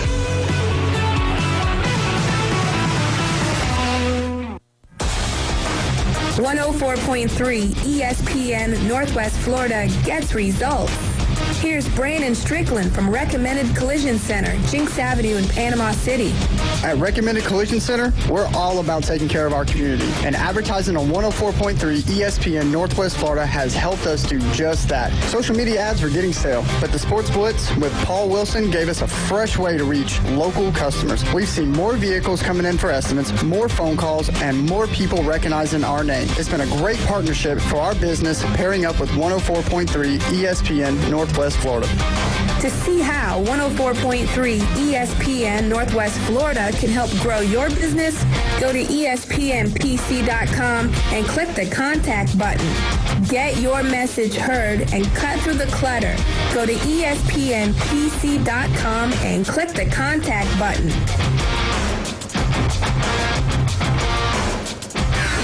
ESPN Northwest Florida. The magic plays here. It's the Southeast Division leading Orlando Magic versus the LA Clippers this Sunday night. Coverage starts at 7:30, tip-off at 8. Your new home for select Orlando Magic games. The NBA is on. ESPN Northwest Florida. You've got the games, but we've got the breakdown. That's the difference between a winning football team and a losing football team. Hot takes, cold truths, and the takedowns that get everyone talking. This is the Sports Blitz with Paul Wilson. Then you're going to run into a big problem. 104.3 ESPN Northwest Florida.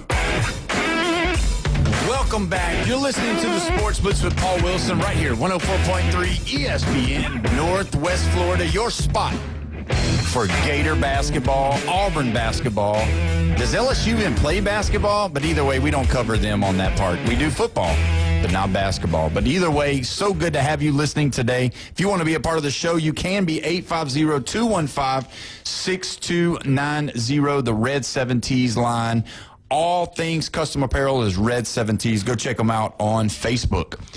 You know, we were talking with him about the Florida Gator football team, and, you know, what does their schedule look like next year? Because that's going to play into a lot. Because last year's Florida team, even though they only won 4 games, there were a few games they were tight. They were tight with LSU for a while, but DJ had the interceptions. Some of the other games were pretty tight. But this year, is it favorable to them, or is it about the same? It's definitely easier. Remember, at the beginning of last year, we said that Florida had the hardest schedule. Yeah, them in the Oklahoma. nation. Yeah, and then Oklahoma got in the conversation because I guess they did some kind of statistics where they came up with Oklahoma had the number 1 hardest schedule. But at the beginning of the year, it was Florida. Yeah, no, you're right. And the irony of it, as the season unfolded, their opponents, the only one that kind of folded really was Florida State. Yeah. Because Miami and South Carolina had great years last year. And that wasn't even the SEC schedule. Right. That was out of conference. So their schedule just seemed to even just get even stronger as the season went along. And if you count the postseason, I mean, Miami, they're a national championship team. They didn't win, but they got there. And so it was a tough schedule last year. And you can't look at 4-8 and just say, oh, well, they'll do what they did last year, because they probably will not. No. And they have a really great chance actually having a winning year this year. And, everybody jumping on the Lane train thinking, oh, well, they'll be better than last year. Well, they went 7-5, and LSU has like 5 hard opponents. Right. They could easily go 7-5, just like they did last year, because the schedule got a little bit harder. But the Gators, let me tell you who they open up against. Let me ask you this first, real quick, before you go there. They played Miami. Uh-huh. They had South Florida. Who was on a streak and actually finished 3rd in their conference. Who all did they play, though, that made the college football playoff? Okay. I don't believe they played Oklahoma last year. They played Georgia. They played Georgia for sure, 100%. And they played Miami. We know those 2. And Texas. They beat Texas. But Texas didn't make it. Oh, Texas was out. That's right. And then you've got, did they play? I think they played A&M. Did they play A&M or Ole Miss? Yeah. I don't think they played Ole Miss, but I think they played A&M. Okay. But to be honest with you, I mean, this upcoming year, it's not just who they play. It is a little bit of who they play. Where? But it's also where and at what time in the season. Mm-hmm. Because if you ease on into it and all the guys get their cleats underneath them, you open up with Florida Atlantic. Yeah. I mean, the Owls. I believe it's the Owls. It's the Owls. Mm-hmm. And then they turn around and play Campbell. The Campbell Camels. We're not worried. They're 2-0. Are they right? the Camels? Yeah, they're the Camels. I don't know how to make this stuff up. Oh, I thought you made that up. I thought you were joking. The Campbell Camels. They should have done like soup or something. Camel soup. That's real intimidating. They're real hot. You better slurp it, because if you don't, you'll bung your tongue. So then after you have those 2 home games, you go and play at Auburn. That's a winnable game, am I right? At Auburn? At Auburn. Woo. At Jordan Hare at night? Hare. With Byron Brown? I don't know if it's night. See, that's the thing about it. You never know what your schedule is going to have as far as it's going to be a night game, day game. They could be televised for 11 a.m. Central Time. Okay, the only thing I can say about the Auburn game is my God, you're selling me on Auburn? He's beat you before. He beat them last year. Golish is at Auburn, and he's got Byron Brown. It's like, oh, my gosh. Yeah, 18-16. It's going to be a different game. It'll be different. It'll be totally different. Yeah, it's going to be totally different. But it's not playing Billy Napier this time. So can I go off the deep end and say 3-0? Just let me do it. 3-0. Okay, 3-0. We got it. And then you come back home in the swamp, and you're playing Ole Miss coming off an LSU game, a hatred game. Let's say Ole Miss gets a little beat up. Could I even think that the Gators could be 4-0 after beating Ole Miss? Is it a possibility with a different coach at Ole Miss? I don't want to go off the deep end, but here I go. Trinity Daddy is going to be playing. I'm going off the deep end, Paul. I'm giving all the Gator fans hope. Do you think that possibly, because you know how it works, Alabama had to learn this. You can't play back-to-back harder games in the SEC, so you got to get. So wait, Auburn wasn't the hard game. I'm talking about for Ole Miss. Oh yeah. So this all emotion, this whole thing built They're up, depleted out about playing Lane Kiffin. Yeah, and everything's going. It could possibly be a game day game. Like this, if they're both undefeated, they're going to have everybody at Oxford. So this big high of the game before they play Florida. And then they go to the Swamp. Yeah. And then if they lost, they'd still be reeling.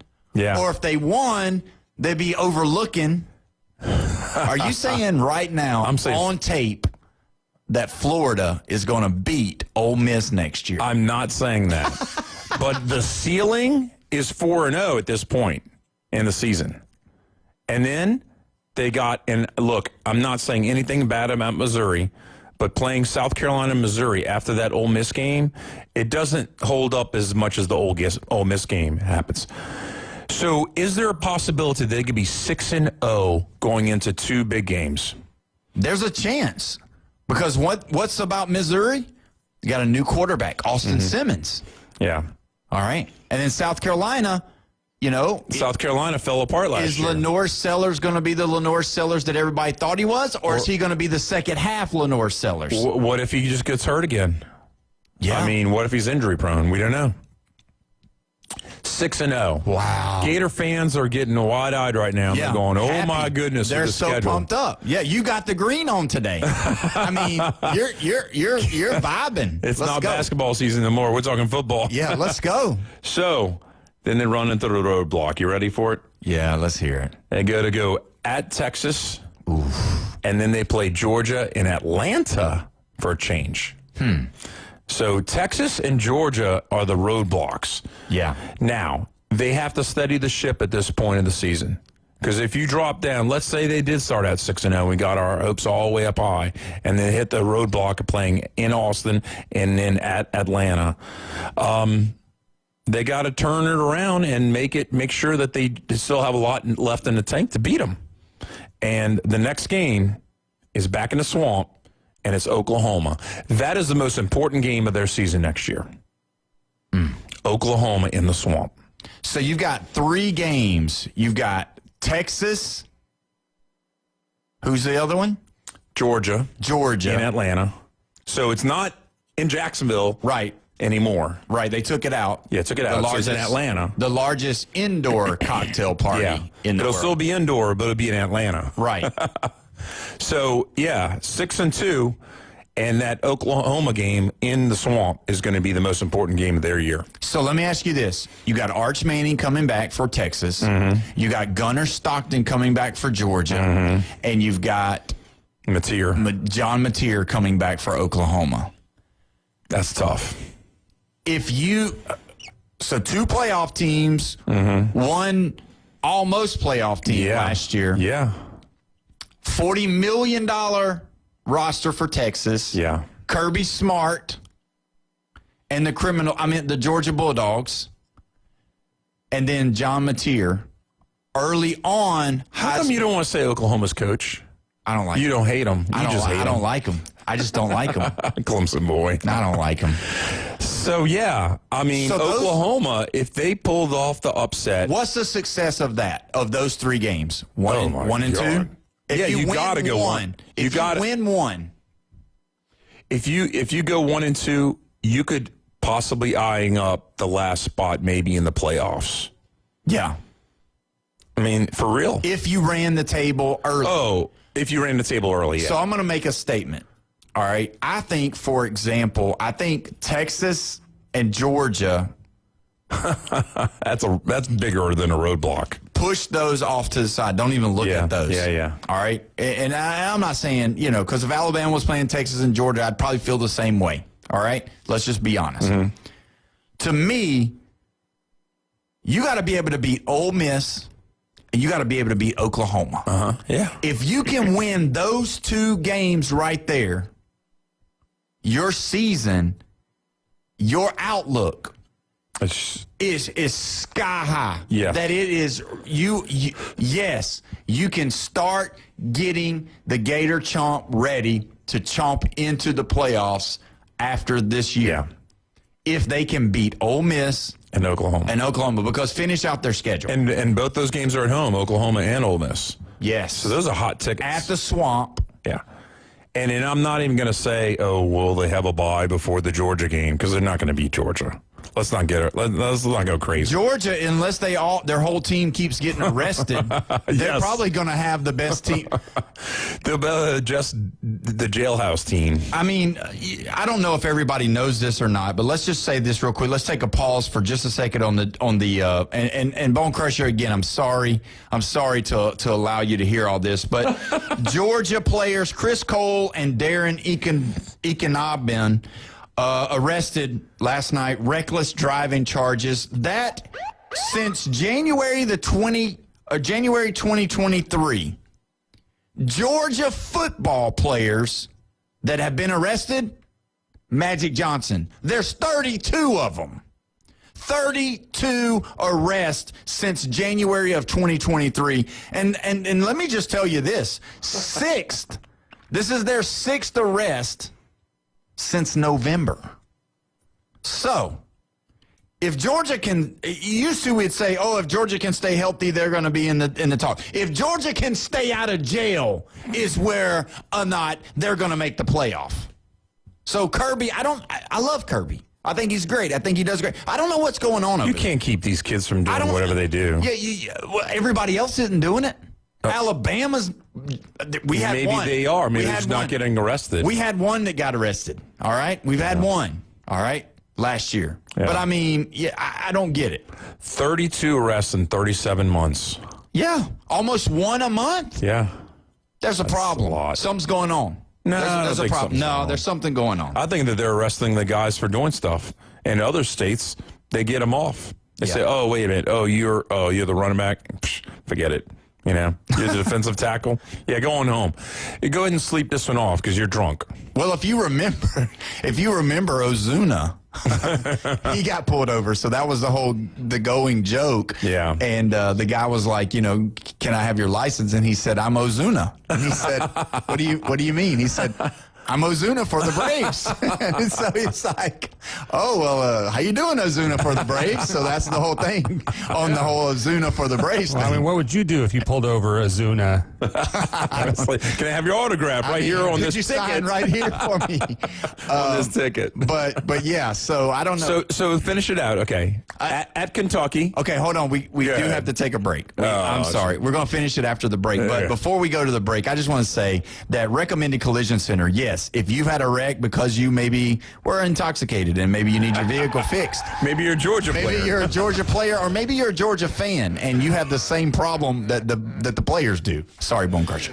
But when you do need your vehicle fixed and right, I thought it was great what Brandon said yesterday, that vehicles are no longer made to just run through anybody. The steel vehicles that are so tough, so strong. Now they're made to brake like an accordion so that it keeps you safe. But, man, just to put those vehicles back together, it looks like a puzzle piece. And so you want professional care, you want professional service, Recommended Collision Center right there on Jinx Avenue. They're the ones to go to. They do professional work, they do insurance work, and the thing is that the estimate's free. Go see what they'll charge you. Don't be cookie cut on your vehicle, because that's important. You don't want to have a car that looks like it's driving like a spider down the road. You want it to run straight, and you want your vehicle set up right. So either way, go see them at Recommended Collision Center right there on Jinx Avenue. They'll do you right. So when we come back, we'll finish out the rest of the Florida schedule and share a couple of new little things that's going on in the NFL. You're listening to the Sports Blitz with Paul Wilson right here at 104.3 ESPN,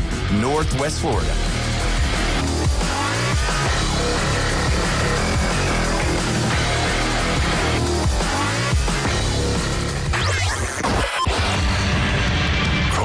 Text in now on the Red 7T studio line. 850-215-6290. Have you ever wanted to reach out and smack someone? You can't fix stupid, but you can divorce it. The new Sports Blitz. Rants, hot takes, and huge reactions are incoming. And on behalf of 70% of the Alabama fan base, feel the burn. We want a damn divorce. The Red 7T studio line. You cannot give LSU extra opportunities. 850-215-6290. ESPN Northwest Florida. He has not turned the ball over. in the game. Find something you love with great deals this month at Panama City Toyota. Get 1.99% APR on a new Camry, rated best midsize car by Kelley Blue Book. Plus, 90 days until you make your first payment. Get 2.49% APR on the Rocket Tacoma. Plus, 90 days until your first payment. And get 2.49% APR on the powerful Tundra. Plus, 90 days until your first payment. Come check out our showroom or browse online at Panama City Toyota. Offer expires March 2nd. For details, visit PanamaCityToyota.com. With over 4 decades in business, Instant Replay Sports Cards is happy to take your collection to the next level. All new hobby boxes, signed memorabilia, and supplies. New and vintage cards and Pokemon. Buy, sell, and trade. They're an authorized source for Topps, Panini, Upper Deck, and Leaf cards. Instant Replay Sports Cards inside the Stanford Station on 23rd Street next to Academy Sports. Come see the bigger store and the larger inventory or visit online, InstantReplaySportsCards.com. Full residential and commercial projects from start to finish. Wheelhouse is ready to help. From the moment you have the thought to build to the moment you step through the front door of your finished project, Wheelhouse Consulting and Engineering will walk you through all of your aspirations. Engineering, site plans, live architectural design, construction, 3D rendering, permits, and more. Wheelhouse Consulting and Engineering, 850-896-6597, 850-896-6597, and online at wheelhousedba.com. 104.3 ESPN Northwest Florida has your chance to win. Subs, chips, and drinks for 4 at Jersey Mike's on 23rd Street. Just open the ESPN Northwest Florida app and crush the contest button. Winning. The ESPN Northwest Florida app is available for Android and Apple. Your put-downs, smackdowns, and shutdowns. That's the difference between a winning football team and a losing football team. It's a Trash Talk Thursday on the Sports Blitz with Paul Wilson. 104.3 ESPN Northwest Florida. We are back live here in local and even worldwide, right here at 104.3 ESPN Northwest Florida. We're so glad you joined us today. It's been a wonderful day having Jeffrey here, Bone Crusher here. Our guest has been fantastic. Stephen Harris of the Florida Gators, Alan Watson of Golf Plus. We love these guys and are so thankful they took the time out to talk to us today and talk to you as well. You want to be a part of the show? You still can be. You got about 15 minutes. 850-215-6290, the Red 7T's phone line. Your spot for all things custom apparel right here in the Panhandle. We're excited about it. I'm excited about football season. I'm excited about basketball season. I'm excited about baseball season. And that's college, that's pro, that's all of it. And you know where you can get it? You can get it right here. We're going to have a plethora of people coming in, talking and sharing their stories and what they like to talk about, as well as stuff that's going to be interesting for you to listen to about your games that you love. So either way, let's talk about this Florida schedule. Let's get to the guts of it. So we talked about, if for the viewers that haven't been viewing or listening, you know, we talked about those 3 games, those 3 tough games. You've got Texas, you got Georgia, and you got Oklahoma. Those 3 tough ones. You got all returning quarterbacks. You got all 3 guys that are really good coaches. 3 of the I mean, they're in top 10, right? All 3 of those coaches, Sarkisian, Kirby Smart, and you forget his name. I don't forget his name. He's a Clemson guy. Yeah, I don't forget it. I just don't like to say it. Brent Venables. All right, Brent Venables. All right. So either way, those guys are good coaches. Venables phobia. I do. I just don't like him. I don't like him. I think he's. So we went off the deep end, and we said that they could beat Oklahoma. I mean, I'm sorry, Ole Miss. Ole Miss. Because they're coming off a big LSU game. Yep, and that would put them at what, 4-0, 5-0? That'd be 4-0. Okay, so 4-0. And then you turn around, you beat South Carolina, Missouri. You know, we're dreaming. We're still dreaming. That's 6. We're not saying Missouri's a pushover, because they're not. But we're just saying that maybe they can do it. They get the 6-0. Does Missouri's running back come back next year? I think so. Okay, so they were good at running the football. Yeah. So if Florida can stop the run, I don't think it's a winnable game. I mean, Austin Simmons is good, but not great. Yeah. Right? He struggled against Kentucky. Yeah. Which Trinidad did too. I mean, Trinidad didn't kill Kentucky, but he made the plays that he needed to. Well, no, there's the turnovers that killed Ole Miss in that game. But that was their first. I mean, that was the first time Trinidad came in their game, and they had lost to them last year, or the year before, rather. So, I thought they were going to win by 20-something, and they only won by 6. Yeah, that was a tight game. In which Kentucky, same deal, though. They had a freshman quarterback that came in because the starter got hurt. So, I mean, it was one-on-one right there. So we went crazy. We said they can beat Ole Miss, maybe beat Missouri, where they're 6-0. Then they go to Texas. They could lose to Texas at Austin. They go to Atlanta, lose to Georgia, even after a bye. We understand this. So 6-2. Dream that they could maybe beat Oklahoma. We don't know if Material's still going to be healthy. We don't know anything before November 7th, because that's how late in the season we're already talking about it. Wow. And if they're 7-2, their last 3 games are at Kentucky. That's a win. That's a win, because I don't think Will Stein's going to do very well. I just go ahead and say it. I don't think so. I don't believe in him. I don't think his style of football is going to work in the SEC. I think he's going to be a little bit over his skis. I think he's going to be a little bit over his head, honestly. Yeah. But this first head coaching job, I mean, he might do great. I hope I don't make all my Kentucky fans, all my friends, my son who goes to the University of Kentucky. I mean, I don't want him to, be down, but it's. I don't have confidence in the guy. I don't think he calls good plays, so I don't think he's going to be a coach. But anyway, go ahead. So we got at Kentucky, winnable game. Vanderbilt without Diego. Without Diego Pavia, are they going to regress? Are we going to see this team regress? Clark Leah, don't get me wrong. That guy could go 8-4 next year. How? Who they? You don't believe that the coach has something to do with last year's winnings? I do, but you got to have a starting quarterback that knows what he's doing. And so if they're 9-3, for 2 long years, they've had Diego Pavia there, and nobody else took a snap. Not one other person took a snap. I don't care when you get in there and you haven't played. It's different, especially in the SEC, especially against these teams. I haven't looked at their schedule either, but I'm pretty sure they got some tough teams. You have a huge thing about experience, and I understand it. But you also have a huge thing against people not being tall. And Diego was short and still got the job done. He was a good football player. I'll give him that. He's not gonna be an NFL player. I'm just sorry. He's not going to be a backup. Third stringing somewhere?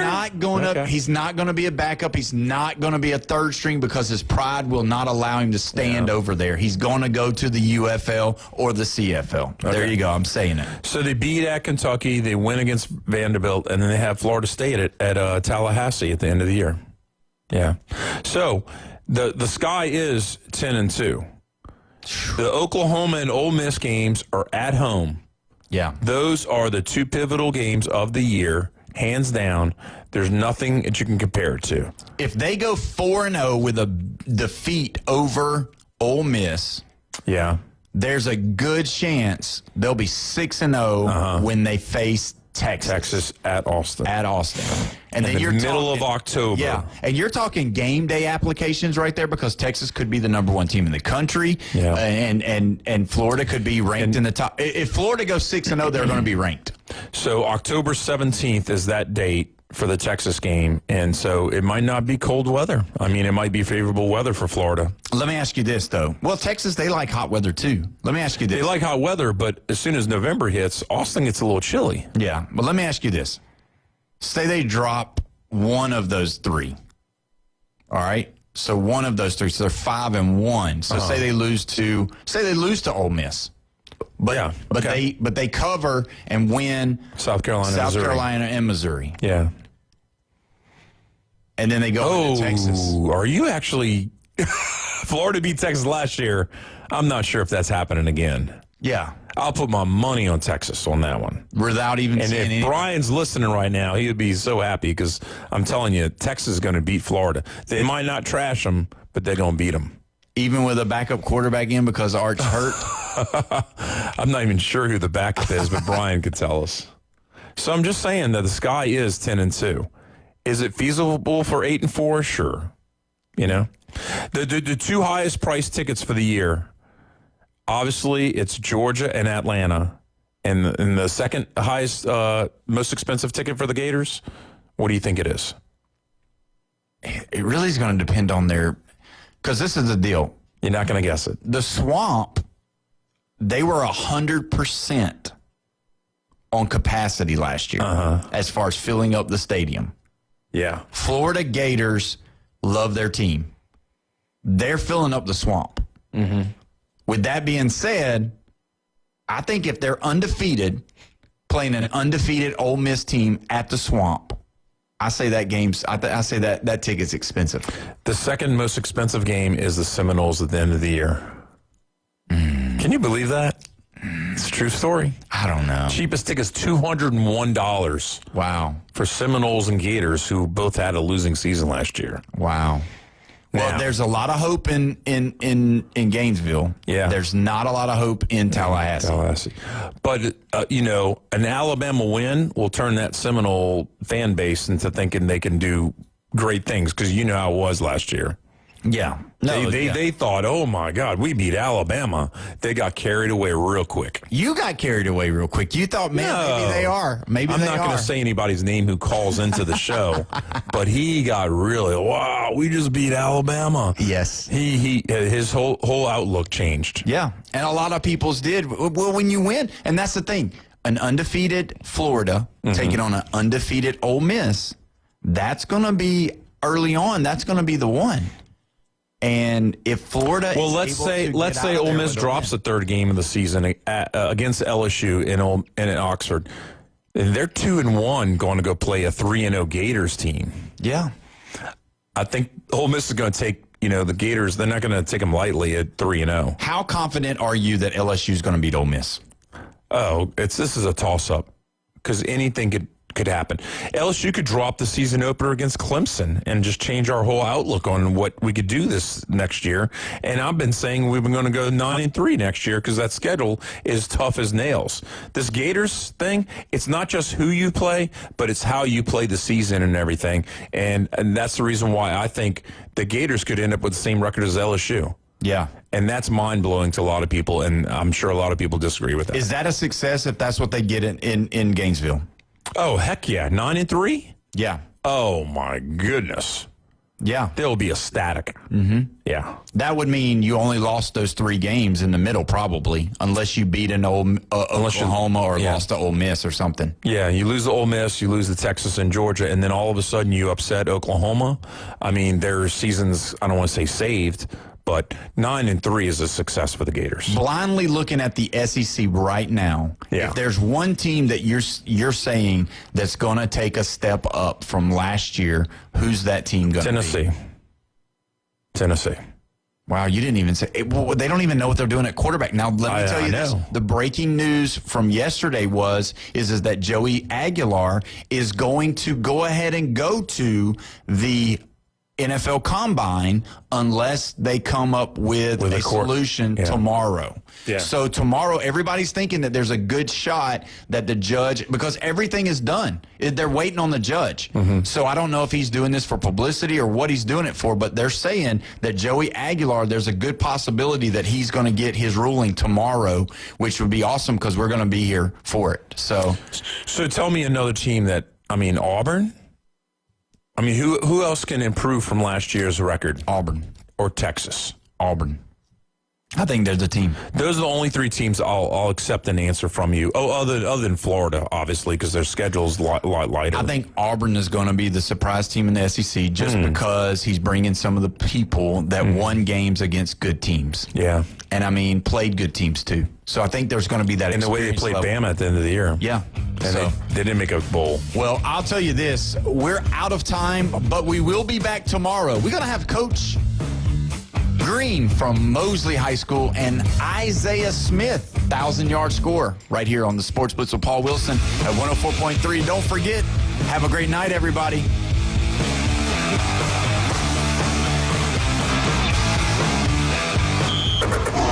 Your home for college basketball. ESPN Northwest Florida. The number 12 Florida Gators travel